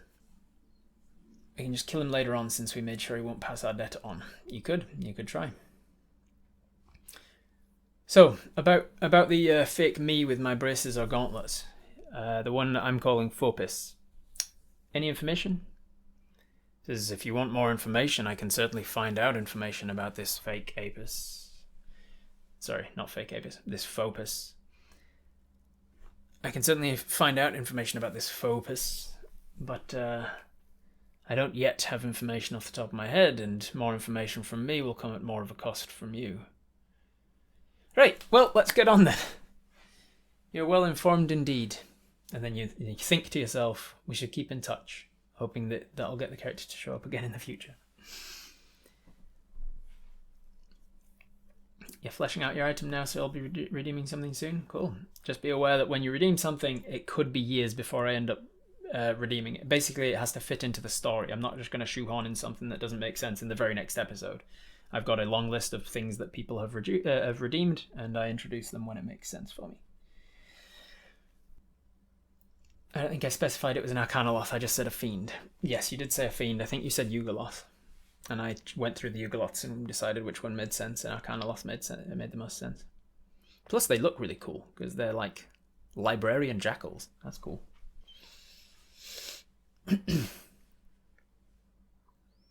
Pains me to give you such an advantage on the cusp of such a battle, but I give you this in good faith for dealings in the future. Says, think of it this way.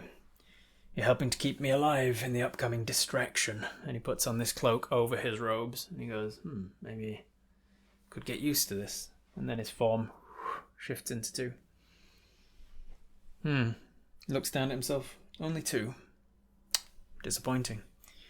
Takes off the displacer cloak, folds it up and puts it inside of his robes where it doesn't seem to bulge, it just seems to disappear. It seems like maybe he has different pocket dimensions of like bags of holding and things inside of his inside pockets. Puts the displacer cloak in there, and then casts mirror image on himself, and he has 4 of himself, just kind of swirling around in one spot, and he says, much more useful at avoiding damage, I think. Anyway, I think you've got your information. I shall start my troops on the way to distracting at the places I've marked on the map. I suggest you do the same. And then he gives like a little barking kind of, and then the Mesoloths all kind of like back away, and a couple of them you just see wink out of existence and you hear crackling and stuff in the distance, in the near distance, so that you can realize that the Mesloths can teleport. They all start to disappear, and he backs out of the clearing and disappears into invisibility as he goes. Now let's rob him and get our cloak back.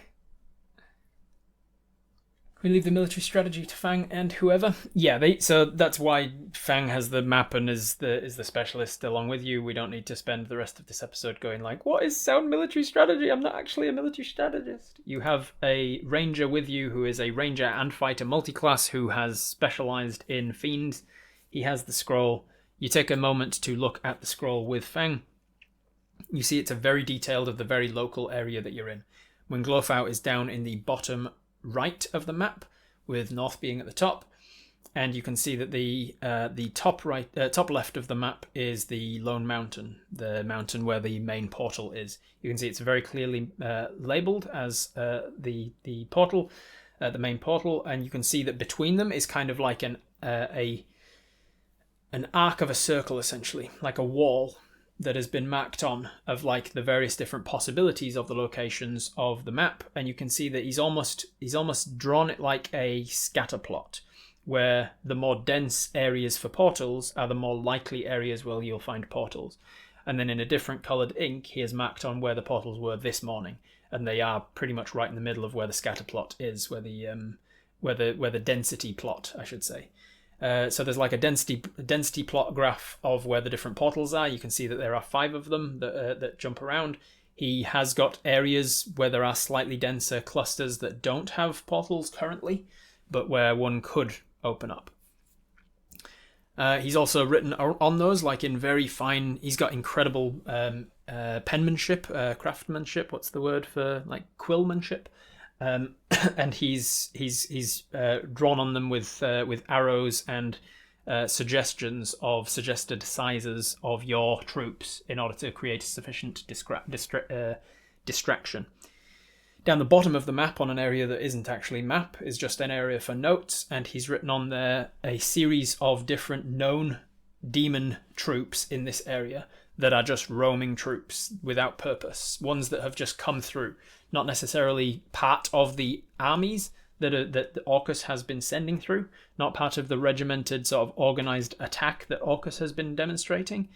Not that anything really is organized or regimented when it comes to demons, but at least the higher-ups, the demon lords, can maintain some semblance of hierarchy to the armies. So while Orcus has been sending through specific units to try and like further his goals, the portals have been open to the demon planes, and some people just happen to be passing. Some demons happen to be passing and go, "Oh, let's go wreak havoc." And so some come through and just kind of wander. Also, ones that Orcus sends through specifically to be part of the army get bored and wander off because they're chaotic. They're very hard to keep in alignment. And so he has listed a few of these roaming demon teams or squads or patrols or whatever. Hopefully that makes sense. If there's anything information-wise that this map would give you that will become pertinent later, you can just call back onto it and say, hey, would we have got that information from the map? And I'll let you know whether that information would have been on the map or not and give you advantages as appropriate. What if he's trying to prolong our advance by having us retrace our steps to try and gather more of our troops, groups of soldiers? That is also a possibility. It's something you have to take into account. You just made a deal with a fiend. He could have been lying. Illumination in pictorial usually is different colours. Yeah, he's used different colours of ink. Any major surprises on the map? The sheer number of the armies, the sheer number of the enemy is surprising to you. It's at least double what you thought they were.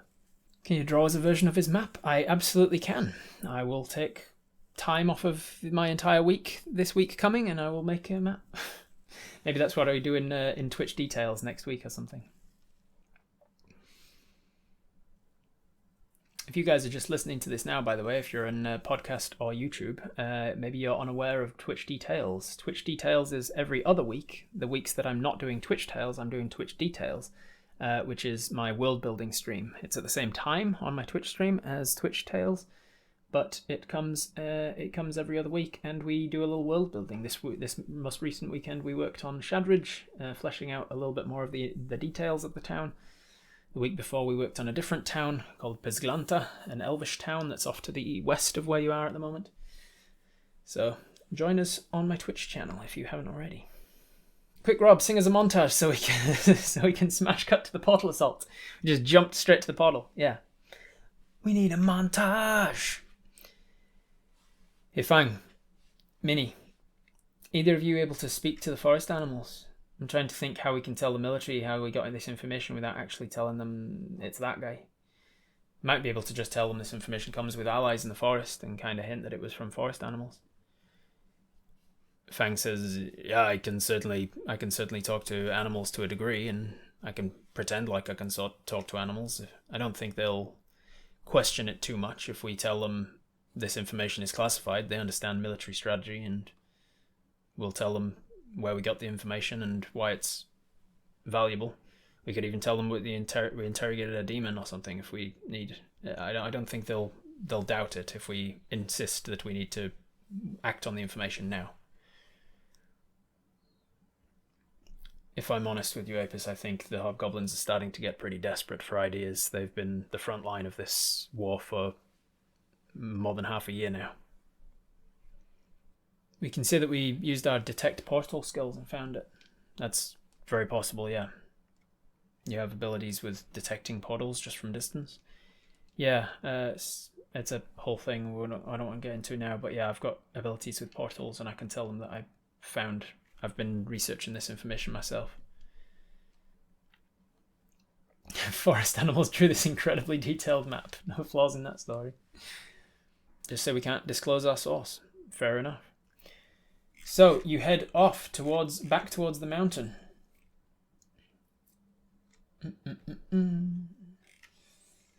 Double checking that I didn't miss anything in that interaction that I needed to get across for you. Nope, that was good. Otherwise, Zar'Gunath just like pops out and goes, "Oh yeah, by the way, this other thing." No, he got across everything he needed to get across, and you didn't attack him, which is good, because I did have his stats in case you did, and it is possible that you could have defeated him, but it's also very possible you could have died fighting him. In fact, let me rephrase. It is almost guaranteed that you would have died if you'd have attacked him, but you might have been able to kill him first. You might have been able to kill him, but the Mesloths outnumbered you tremendously, and you all probably would have died. It would have been a TPK, most likely. So good that you didn't attack him. Who hits a fiend with glasses? Yeah. Hi-ho! It's back to the mountain we go. Alright. So you head back to the mountain. You are seeking out Sherbal and Trenna, the two leaders. Sherbal's the one you talked to last night. Too many mezzos, yeah, not enough sopranos.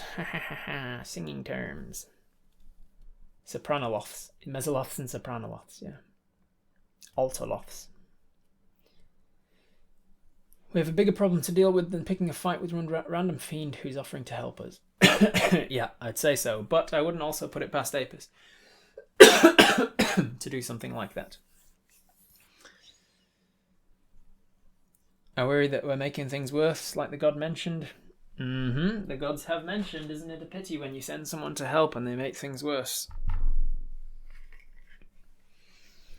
Maybe they were referring to you doing this right now. Can only do our best in the moment and hope it's enough. Yep.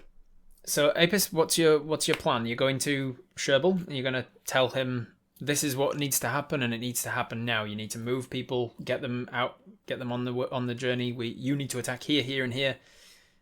We've got this information from sources that I can't tell you about. Okay. Exactly that. Share the information with everyone who needs to know, then move out. You get to Sherbal, then you let Fang take a lot of the lead in this because he is more well known. He's worked with the hobgoblins to a degree before, and he's telling you, look, this is I know how to deal with them. Blah blah blah. So he goes up to Sherbal, casts the exposition cantrip minus the fact that this information has come from a Yugoloth. Makes it sound like, or hopefully makes it sound like, he got the information through not sus means. How does he do with that? Not bad, not bad. Above average. Plus his modifier charisma. I think Fang's charisma is high. I'll have to check it. I've got so many stat blocks open from all the different things that you could possibly be attacking if you're high dex, high intelligence. Oh, low charisma. Low charisma. So high intelligence, high wisdom, intelligence, dex, and whiz. Decent strength, low charisma. So Fang's stats not so great, but he did roll above average anyway. Minnie's charisma's -1. Yeah, no, I remembered Minnie wasn't great at talking, so that's why she hasn't done a lot of talking. She's just been around for like, let me punch something. You listen and chime in appropriately to Sherbal. Actually, I'll give, because you are chiming in with things as well, and you did talk about this ahead of time. You're taking the help action on him. I'll give him advantage on the attack. Worse than it was before, but still above average. Minnie chews with her mouth open. Damn it, Minnie. The one, because he didn't get perfect score there on his persuasion, I will say that there is pushback from the Hobgoblin. And after some amount of time has passed with you going back and forth on this information and stuff, the compromise that he leads to is that he will send the people that you're asking him to send to the various different areas for attacks. You don't describe them as distractions or anything. You just say we need to attack here, here, and here all simultaneously. Blah blah blah. So he says, agreed. I will mobilize the banners that are at my disposal here. He mobilizes the banner Pride, which is basically the Hobgoblin infantry, the grunt force. He mobilizes the Indestructibles, which are the tanks made mostly out of were creatures. Carlin in charge of that one, so he sends off somebody to give Carlin his orders. He mobilizes the Masters, which are a Hobgoblin banner of Wranglers that are basically a bunch of forest monsters and their beast handlers.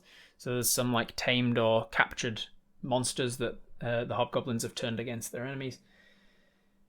He says that this doesn't sound like much of a job for the Whispers, but he will send word to them anyway in case they can find a way to help out. The Whispers are an ambush squad of bugbears and shadow assassins.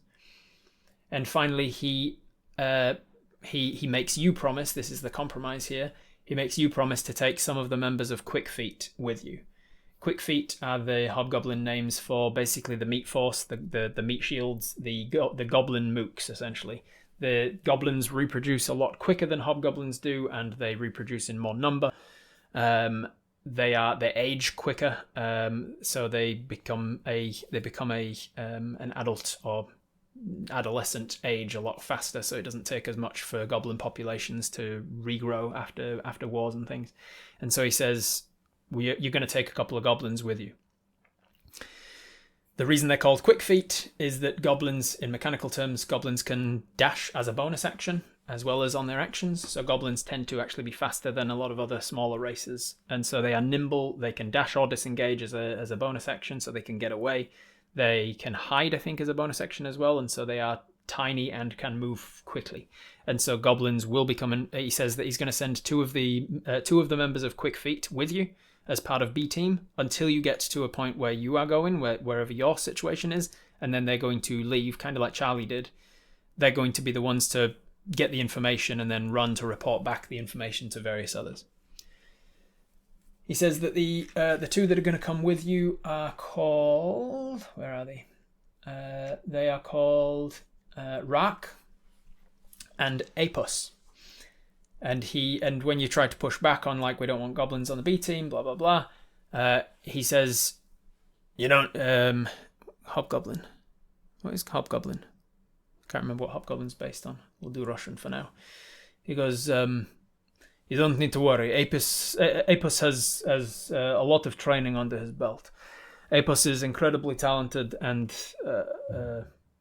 able. Apus has taken down a green dragon before and killed all sorts of things. Apus has killed a a displacer beast and a manticore, and has basically single-handedly saved towns before. They are very good fighters, and they have abilities from the gods. Archer, please call us Archer. I do call you Archer. You told me your name was Archer. What? Okay. Can I meet this Epos? Of course, that's what I'll take you to meet the people. I'm not going to send you goblins without you meeting them. Has this Epos wrestled a god before? Have you met him? How did you know? It was just a guess. This was a redemption by Dag. Yes, this was a character that was redeemed a long time ago by Dead Aussie Gamer. A goblin that is exploiting the exploits of Apis and claiming them for himself. And the goblin is called Apos. This is the character that Dag redeemed. Yes. So he walks you through Munglofau battlegrounds essentially as various different people are starting to mobilize. They're getting their orders from him and sending off, setting off into the forest to start their distraction. Not that they know that it's just a distraction. And you arrive at what was once a large internal hall, maybe like a meeting hall of some kind. And you arrive and it's been turned into like a fighting arena. There's sawdust on the floor for a little bit of softness from the otherwise concrete floors.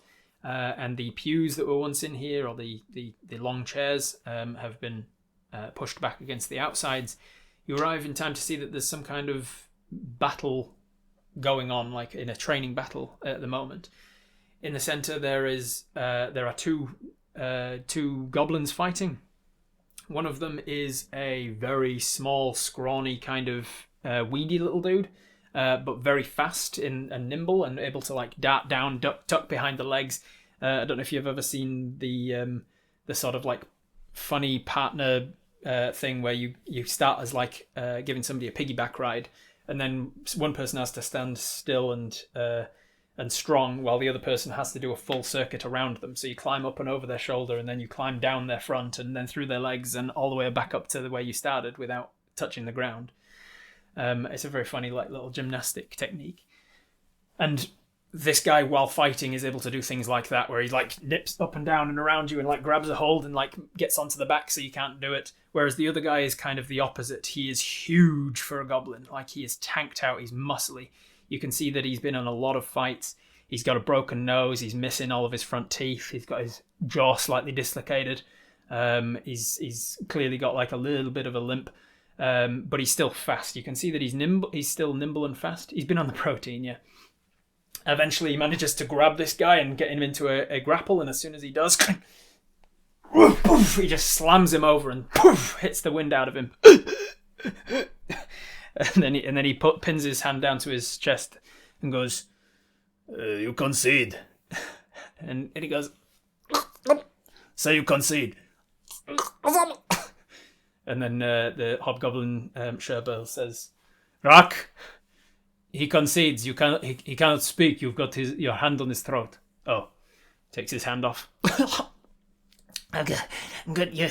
You almost had me there. That was that was a close one. You did. It reminds me of the time that I was fighting a god. I was wrestling a god, and I won.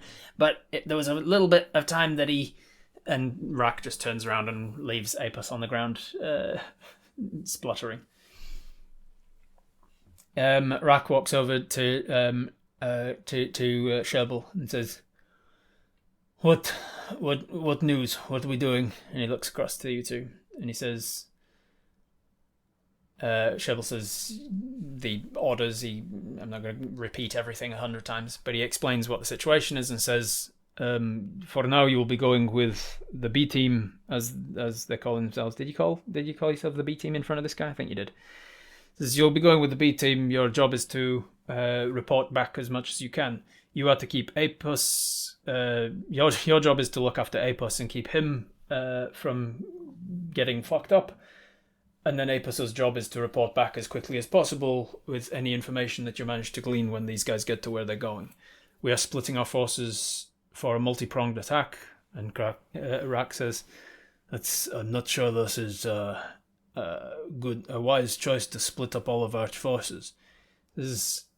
There has been strategic sound strategy behind it, but for the importance of getting the task done, you are to know only what you need to know.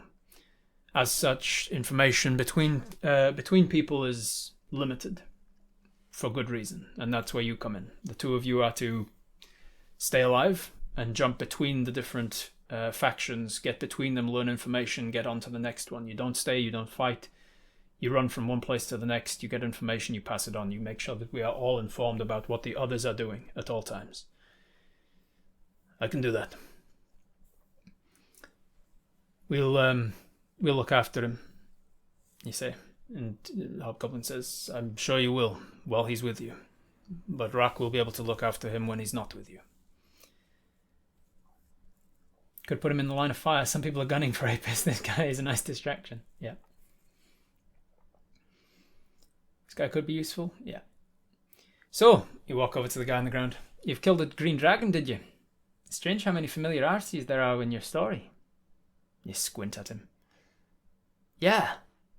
I've done a lot of things. I've killed a green dragon. That's probably the most of it. But like I've killed lots of other things too. Manticore, Displacer Beast. I killed a bunch of necromancers at one point, like a whole army of undead shadows that were attacking, and I killed those. It's really nothing. Just do what you need to survive, really. How did you wrestle a god? Oh, it was during it was a festival. There was a god that we were worshipping a god during one of the god festivals, and then they wanted to like test their mettle, and everybody was too scared to stand up, so I got into the ring and I wrestled them. Of course, I'm not tooting my own horn here. I know I didn't actually wrestle a god. I wrestled like an avatar of a god. Like it's avatar when the gods come to this plane, and then they pretend to be a god, you know, and then I wrestled that. Where's your bee companion? What? Oh, you because you have a bee. We all have. He looks around. What? And Sherbal says, I think it's time for you to be going now. Have you also hunted a Sasquatch at some point? Yeah, oh, yeah, more than once. Has this guy got braces on? He doesn't seem to, no. Have you got a cloak made from the hide of a Displacer Beast? If you have it, I'll buy it off you. I didn't know. I by the time I dealt with it, not much left of it to turn into a cloak, if you know what I mean. Wow, bet you have a lot of useful things. Have you got a way to communicate quickly back to Central Command? I've got my ways, yeah. I'm pretty fast, pretty nimble. I can get around. You punched out a centaur too? Let me see. Once or twice, perhaps. Not for a while. I wondered if he had braces. Have you ever had braces stolen from you? I don't think so. No, nobody steals from old Apus. I'm boom, knock them out if they try and steal from me. And he does this and like darts around you. It seems like wham! After he got his wind slammed out of him, he's managed to catch his breath again, and he's still just as nimble and nippy as he's running around you. Great, nice. I like him. He's giving me a nice recap of what we've done so far. Yeah. Ever met anyone with the same name as you? Apus? No, I don't think so. It's a very unique name. Apus. Have you been to the Feywild before? Oh, yeah. Yeah, I've been to the Feywild. It's a great place. Really, lots of colour. It's a very colourful place. You keep your money in a stash by the river. At this point, Sherbal goes, What, are we doing 20 questions? What, I thought you said time was of the essence. Is this not urgent mission or what? What are you doing? You can learn things on the way. Start moving. What's your last name? Ah, I just go by Apus. What's your favourite Feywild food? You walk and talk as you ask him more and more questions. We should definitely try and keep Apus alive and make him official scribe so he can recount all of our deeds. Ask him while walking, of course. Yeah. So between you, you start heading off with your team towards the mountain. Everybody else is splitting off, and you can tell that you are heading in a northwest direction towards the mountain. You can also see it as you're leaving this mountain towards the other mountain. You've got a little bit of elevation. You can see over the most of the trees. You can see there's definitely smoke and certain fires in certain parts of that forest that the Chaos Demons have been like, wouldn't this be fun? Just like destroyed things and burned things. There's obviously some bullshit happening in this area of the forest. You set off towards this dangerous area of the forest. Is there anything you're doing on the way other than questioning Apos about his life? We should change our code name from Archer to Apos from now on. So you make a deal, we can find out what being Apos is really like. It's Apos and Archer. Just for the sake of your guys' spelling, it's Apus, Apos. You and Archer, Apos, as you walk, and he goes, I got away with bow and arrows. Yeah, I'm more nimble. I've got and he's I'll say, what does he use? I think he would have a bow and arrow. Yeah, he would have a bow and arrow that he collects before setting off. He would have daggers that he can throw for sure. And then maybe like a goblin-sized rapier. For recap purposes, the people setting off on their various different distraction meetings. Yes, so everybody's setting off. The people setting off are the Pride, which are the Hobgoblin infantry. They're going in one direction. The Yugoloths that the Hobgoblins don't know about are setting off in another direction. They're taking on one of the areas. Then you've got the Indestructibles heading off in another direction with they're probably going in the same direction as the Pride, because the Indestructibles going first because they can't be hit, they can't be hurt as easily, and so then the infantry can come in when the demons are distracted and try and finish them off. You've got the Hobgoblin, the Quick Feet, the Meat Mooks are kind of the meat shields that have been spread along everybody. Like some of the banner of the meat shields have been sort of given out to all of the different groups, being like, if you need things that are dispensable, take these goblins, which is very mean, obviously, but that's how the Hobgoblins run their shit. Then you had the Wranglers that are going off entirely on their own because they can't really have other people with them because the monsters get distracted too easily. A lot of them are like beasts with blinkers forced onto their heads, or creatures with like huge venomous stings that are scuttling through the forest, but they're being led by like their heads are in like those neck braces to prevent them from turning too easily or too quickly and only ever going in the direction that the Wranglers want them. There's all sorts of methods that the Wranglers employ to get their beasts on track, and they can't have other distractions with them, so they're going off as their own like little separate unit. And then you've got the NMs, who are the mutant. What were they called? The mutated something or others. The ones that you met last time. MMs for short. The Militant Mutants, that's it. A small squad of fighters made up of a whole bunch of outcasts run by Corporal Dunwell Fisco, a male Uruk man, and with Mara Gudrun, a cave dwarg woman with a fantasy form of acromegaly. She's like 3 meters tall and has very little hair on her head, but she's massive for a dwarf. Cracks the mighty, an imposing scary warforged with a giant hammer. Astar Graineros, a half-elf male battlesmith. That's a bit, something's not quite right with him. And then Fire Eyes Hlinganathi, an Echo Knight Goliath. They used to have Ruby, who was a tiefling lady as well, but she is no longer with them for one reason or another. So they're all going off in their separate directions on distraction techniques, and they've all started setting off at once. And then you are sneaking through them to get to the the back lines as the enemies are distracted. That's the idea, anyway.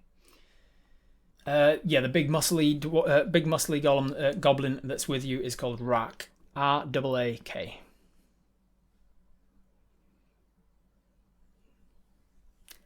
Just so I can kill Rackham in my game somehow.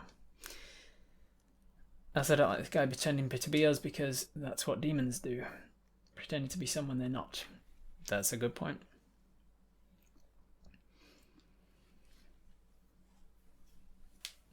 I vote we give Raak a field promotion to boss of Apis so they can keep him in line. Yeah, that's fair enough. You what do you want to do when you're walking? How many hours have passed since we woke up? About 3 hours or so. Is that appropriate? You woke, you had some breakfast, you went out to meet the guy, you talked with him for a bit, you strategized, you came back, you talked to them, you set off. Yeah, about 3 hours or so. So it's still morning, late morning, mid to late morning. It's also still very chilly out, but you're doing okay because you've got your cold weather clothes and your cloak on.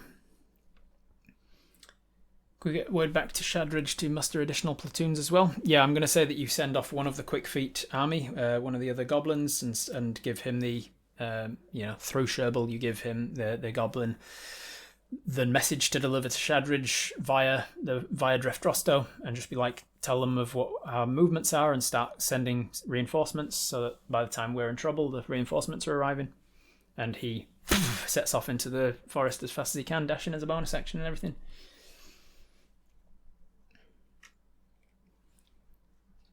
Rackham is a big muscly goblin, that tracks. Is there anything else you want to do as you journey? What's the plan with you? You're trying to stealthily get into enemy lines. The distractions have all started heading off in their directions. You are heading for the mountain. You are finally pursuing the task of actually closing the portal. This is we're approaching end game of this arc, if possible. If you manage to get there. Do an insight check into Apos and see if he recognizes us. Sure can. Let's do one, shall we? So that is a 12 plus your insight of 2 is 14. With a 14, you get the impression that Apos didn't recognize you. That Apos maybe has heard the stories of Apis Hive and has thought, those are fun, I'll tell those stories about myself, and then maybe doesn't recognize you by vision, and you haven't introduced yourself as Apis Hive. And so there was a chance when he pointed out the giant bee that you have, and there was some confusion there. There may be some recognition there of like, oh shit, I think the person I'm stealing the stories from was a dwarf with a giant bee. So maybe he's putting things together, but he's also not showing that. He's doing a good job of hiding it, I guess. How far is the main portal on the map? Probably about a day's journey. The best part of a day. You could get there before nightfall, probably, if you are quick. But if you are quick, you're not necessarily stealthy. So if you want to go stealthy, here's kind of the option for you. You move pretty fast and try and get there before nightfall and deal with it all in this day while the distractions are happening. You've got the most benefit out of the distractions, but you are moving quickly, potentially making for difficulties when you're walking through enemy territory. Or you go slowly and therefore more stealthily, but you don't make it before night and you have to camp behind enemy lines, which is also potentially more dangerous. And then you get there the next day, but you don't have as much benefit from the distractions. So it's really your choice. Do you want to go fast? Do you want to go slow? Should Minnie cast Pass Without a Trace to save Apis their spell slots? Yeah, she can do that. Minnie immediately just like draws on the shadows around. She goes into like this whirlwind where she starts to spin around in place. Her wings kind of alternate beating, which kind of keeps her up like one of those spinning tops. Where it fires off, she kind of turns into one of those. And as she does, she's bringing the shadows in like a vortex around her. And then as she stops spinning suddenly, this shadows set off out from her and just land over everybody like a settling blanket. And then as soon as it's settled and landed, everybody's movement is a lot quieter.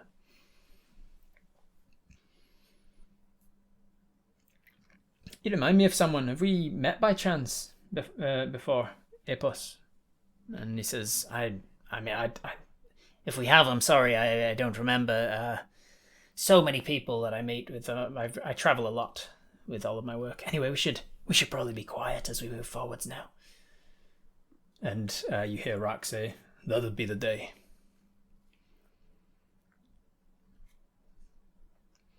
Does Apis have a tom-tom? He does not, no. Would it make sense to detect portals so we can see what's happening around it? Could do, yeah. You could use your detect portal ability. I think it's a once per day thing, isn't it? Where's your portal bonus? Where's the... Can we get the command for detect portal so I can remember what it does? Apis has the ability to magically sense the presence of a planar portal. As an action, they can detect the distance and direction of the closest planar portal within a mile of them, or if you're in your favored terrain, which you are with a forest, up to 6 miles of you. And once you've used this feature, you can't use it again until you finish a short or long rest. So once between rests, you can, as an action, detect the closest planar portal of a particular type. So you can go, where is the closest portal to the abyss? And it will show you one of those. However, it is the closest planar portal. And so it might be that one, or it might be one of the other ones that is now popped up around. You might be better to get on the other side of that wall of portals, where the distractions all are, and then use detect portal perhaps, because then the big main one might be the one that it shows you. Check with TomTom first whether we're close enough. So out comes TomTom. TomTom, for those who don't know, is like a tiny little extension of that ability. One of the archfays that you've had dealings with throughout the campaign has before given you a tiny little blue beetle, and it lives on your person somewhere. Even when you're naked, you don't see where it's gone. But whenever you call on it, it usually scuttles out from below your left bracer into the palm of your hand. And then it is an extension of your abilities to understand where portals are. And so you ask it, where's the closest location to XYZ type of portal? And then if there is one within a particular radius, you haven't exactly done the scientific analysis on what TomTom's range is. You also don't really know how often you can use him in a day, what accuracy he has. There's a lot of testing you don't actually know about with TomTom yet, but he seems to be accurate to the standards that you need him to be. So you ask him nearest direction portal to the abyss, and he doesn't need any time to do his little assessment. He's just straight on it. Boom! He turns around, runs up one of your fingers, and he just like a pointer dog, points at the end of your finger like this direction. And you move your hand, and he shoots back down the finger and up the thumb so that he's always constantly pointing in the same direction. And he gives you a direction that is not pointing directly at the big mountain. And so TomTom, it seems, is pointing the direction to the closest, smaller portal to the abyss, because that is closer than the one in the mountain.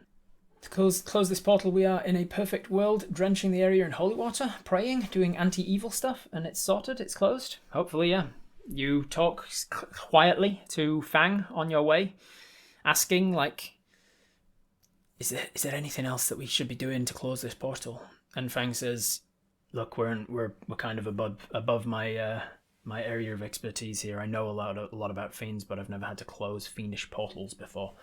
I can tell you that yes, the portal parameters are a big point to closing demon portals.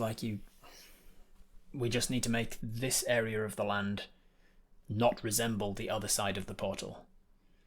And so sanctifying it with holy water and prayers may be enough. Also, defeating any demons that are in the immediate area of the portal is going to be important.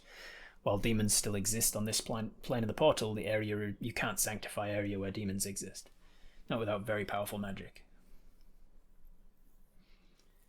We've read a lot about it too, we've just got to be confident. Yeah, you've got your portals book, you've got your book on planes, you know a lot about this stuff, you should just need to be confident. Alright, I will, as you are walking, have you make a perception check. Oh shit, knocked that camera. That came out as a 7. Okay, with a 7, With a 7 plus your perception, with you being in a forest, is a +8, so a 15. With a 15 perception, with forest bonus. Let me see if that's enough, shall we? Nat 1. Yes, it is enough.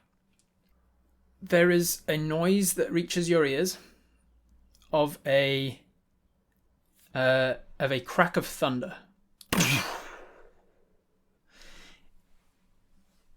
It makes you stop because it sounded like it was a long way away.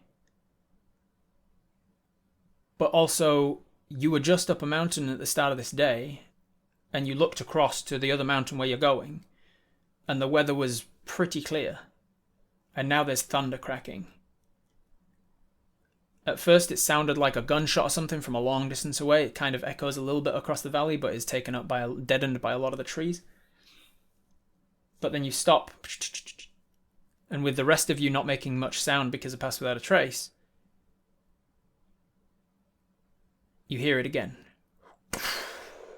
Slightly closer. Crack of thunder. And then the unmistakable sound of the heavy onslaught of rain that is coming from afar. From the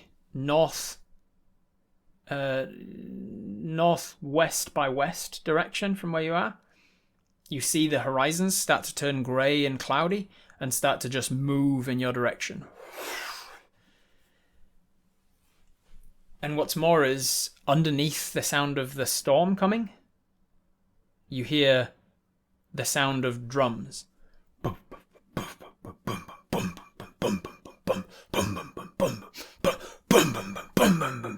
They're getting louder and louder. They're still a distance away, but they are coming in your direction along with a lot of storm.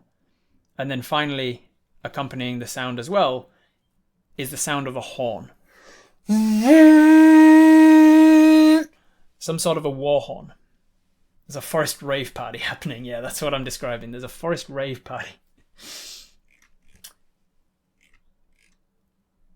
I will say, do you know what this is? Let's see. It's obvious that it's some kind of a demonic-like war party happening. I'll say that Fang seems scared by this and goes, "Ah, shit." And you turn to him and say, "What is it? What do you know?" And he gets out the scroll that he had, that he was given from the Zar'Gunath, and he unrolls just the bottom of it to show you the section at the bottom that isn't map. It's just notes on the roaming different armies and the different demons that are in the area. And he points out one of them in particular, that the Zar'Gunath, whatever his name was, Zar'Gunath has labelled this group the Abyssal Ravagers. And he says it is a roaming band of gnolls and other demons that use drums and screeching horns to spread fear ahead of themselves. And around wherever they go, storms erupt. And as the Abyssal Ravagers are coming your way, I'll have you roll a stealth check to see if they will pass right by you, or whether they will encounter you, because you are now far behind enemy lines. Stealth for you. You get a +10 because of your Pass Without a Trace. So, 16 is very good.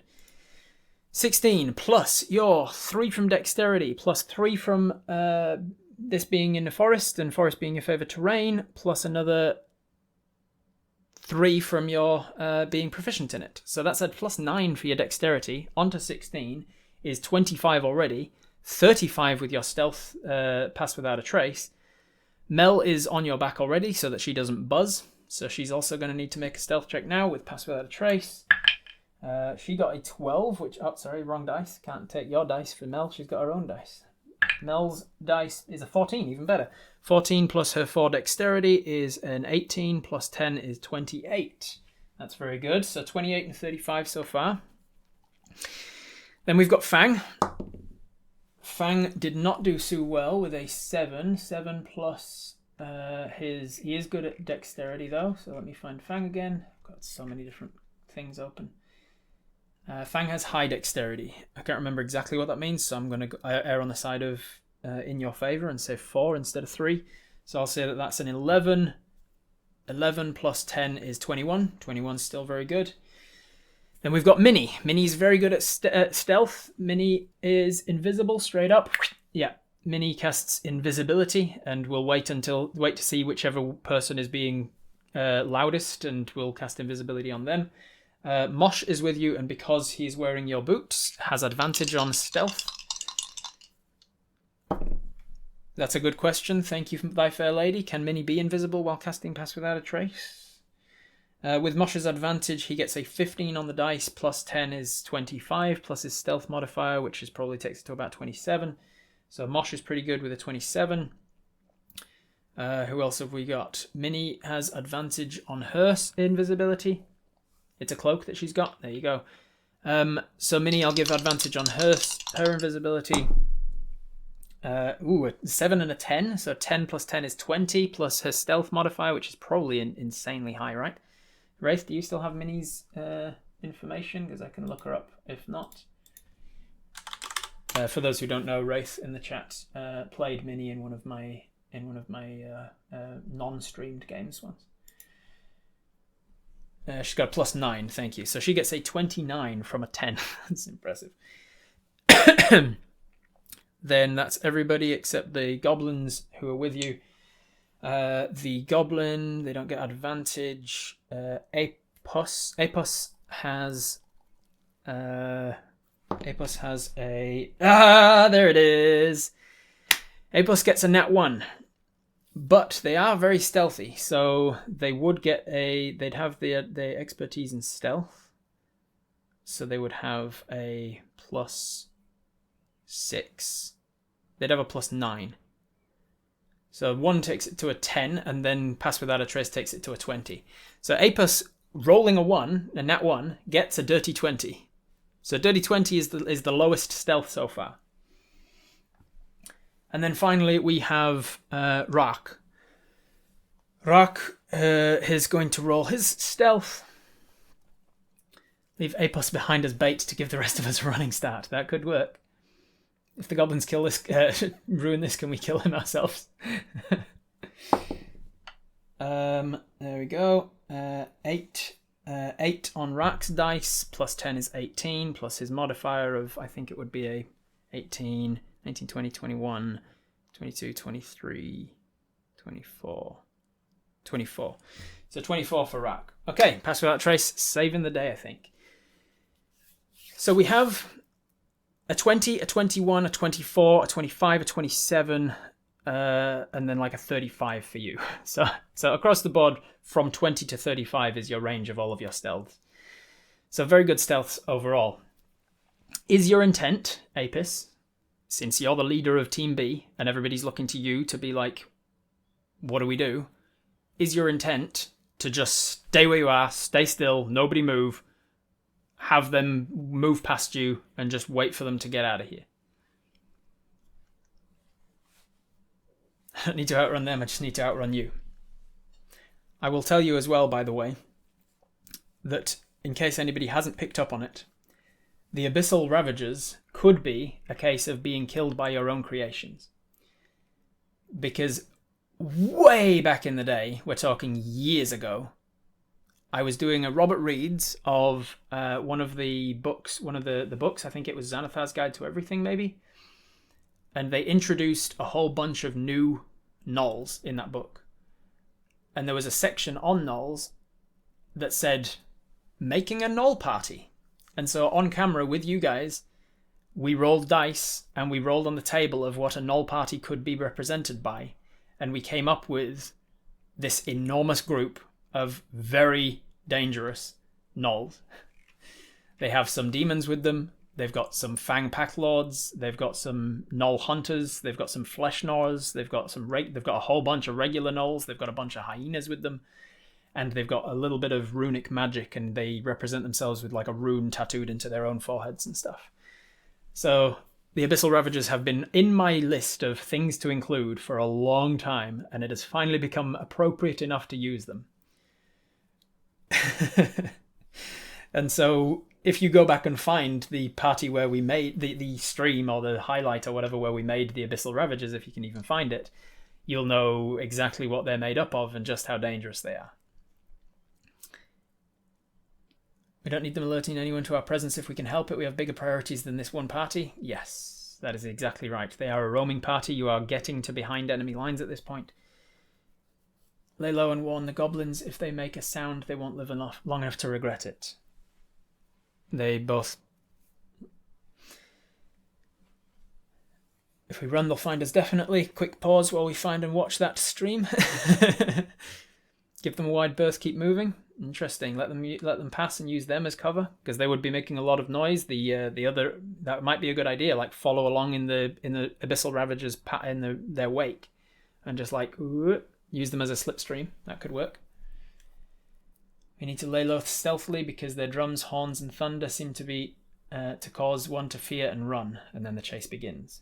That's a very good, very smart thing. You see a lot of fright in the people around you. Thankfully, you've made a SWAT team of people who are used to being behind enemy lines and used to dealing with demons and stuff. So they're not as easy to succumb to this sort of fear tactics.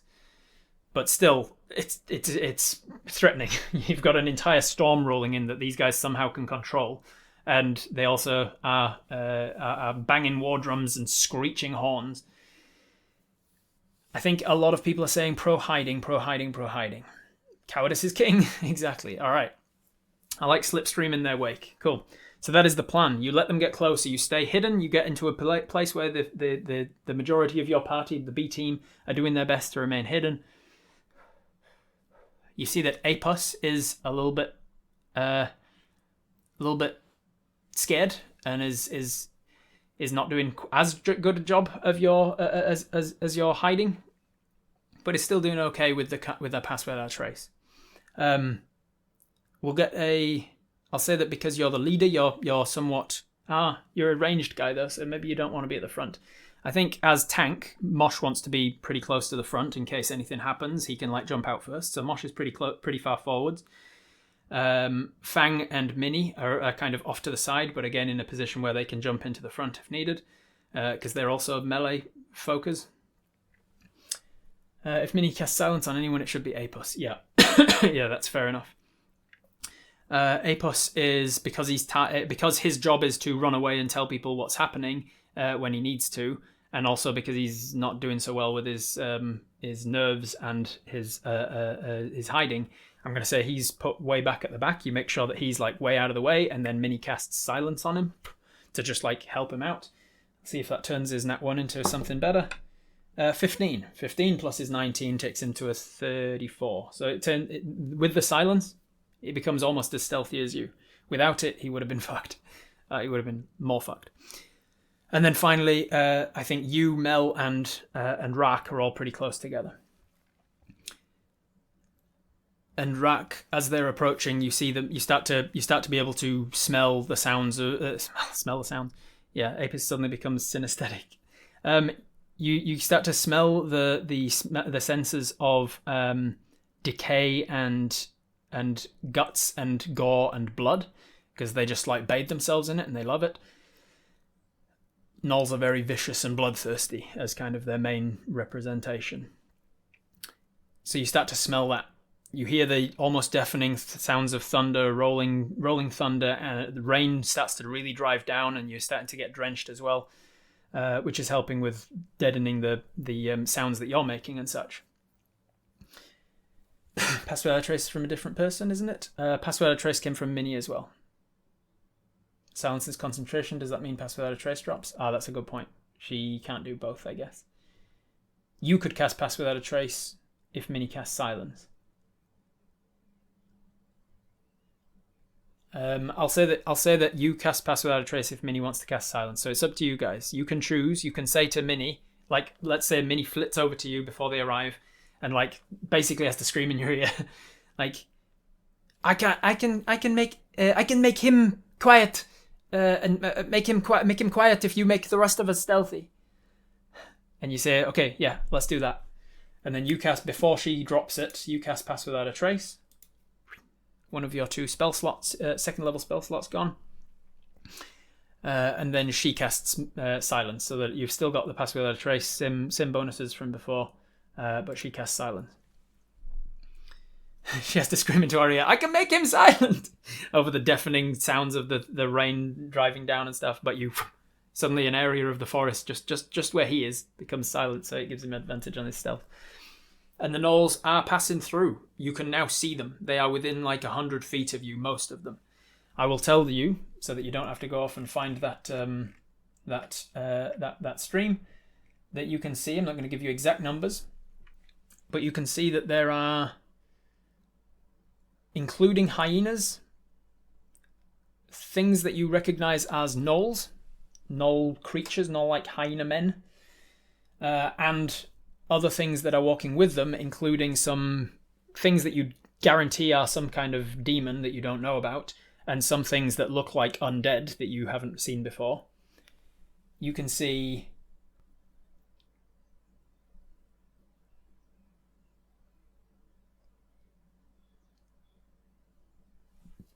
somewhere in the vicinity of, let's make a quick intelligence counting check, like a big Rain Man check essentially, to like quickly count certain numbers. That is a 15 plus your intelligence of 3, that's an 18. That's pretty good. I'll say that you see somewhere in the vicinity of 70 creatures. 70 creatures are walking past, like boom boom boom boom boom boom boom boom boom boom boom. They're slamming the drums. They're yipping and napping at each other and kind of snapping, but in like a playful way. And they really just get amping each other up, looking for something to kill. They're just bloodthirsty. You see that the first front ones are like drenched in blood. You see that some of them have got like huge adornments to their canines and fangs and stuff. You see each of them has got this like rune tattooed on their foreheads that's kind of like pulsating every time that the lightning flashes. Only 70. With a subpar bite that hyenas have, we can take them. Yeah. Somebody's seen my my latest Robert rants about hyenas only having a d6 stat for their bite. Too bad they're enemies, otherwise we could totally vibe to those drums. Yeah. Let's fight them. And by fight, I mean hide in the corner, please. Natural Explorer will be tracking these guys if we're following them, so we'll learn their numbers. While tracking other creatures, you also learn their exact number, their sizes, and how long ago they passed through. Exactly. So if they pass through and you follow in their slipstream, you'll know exactly what's happening. Rak says to you as they're passing, he goes, "Have you ever been in a situation like this?" And you say, "Not directly, but I've been in situations similar. I've been in dangerous situations and lived."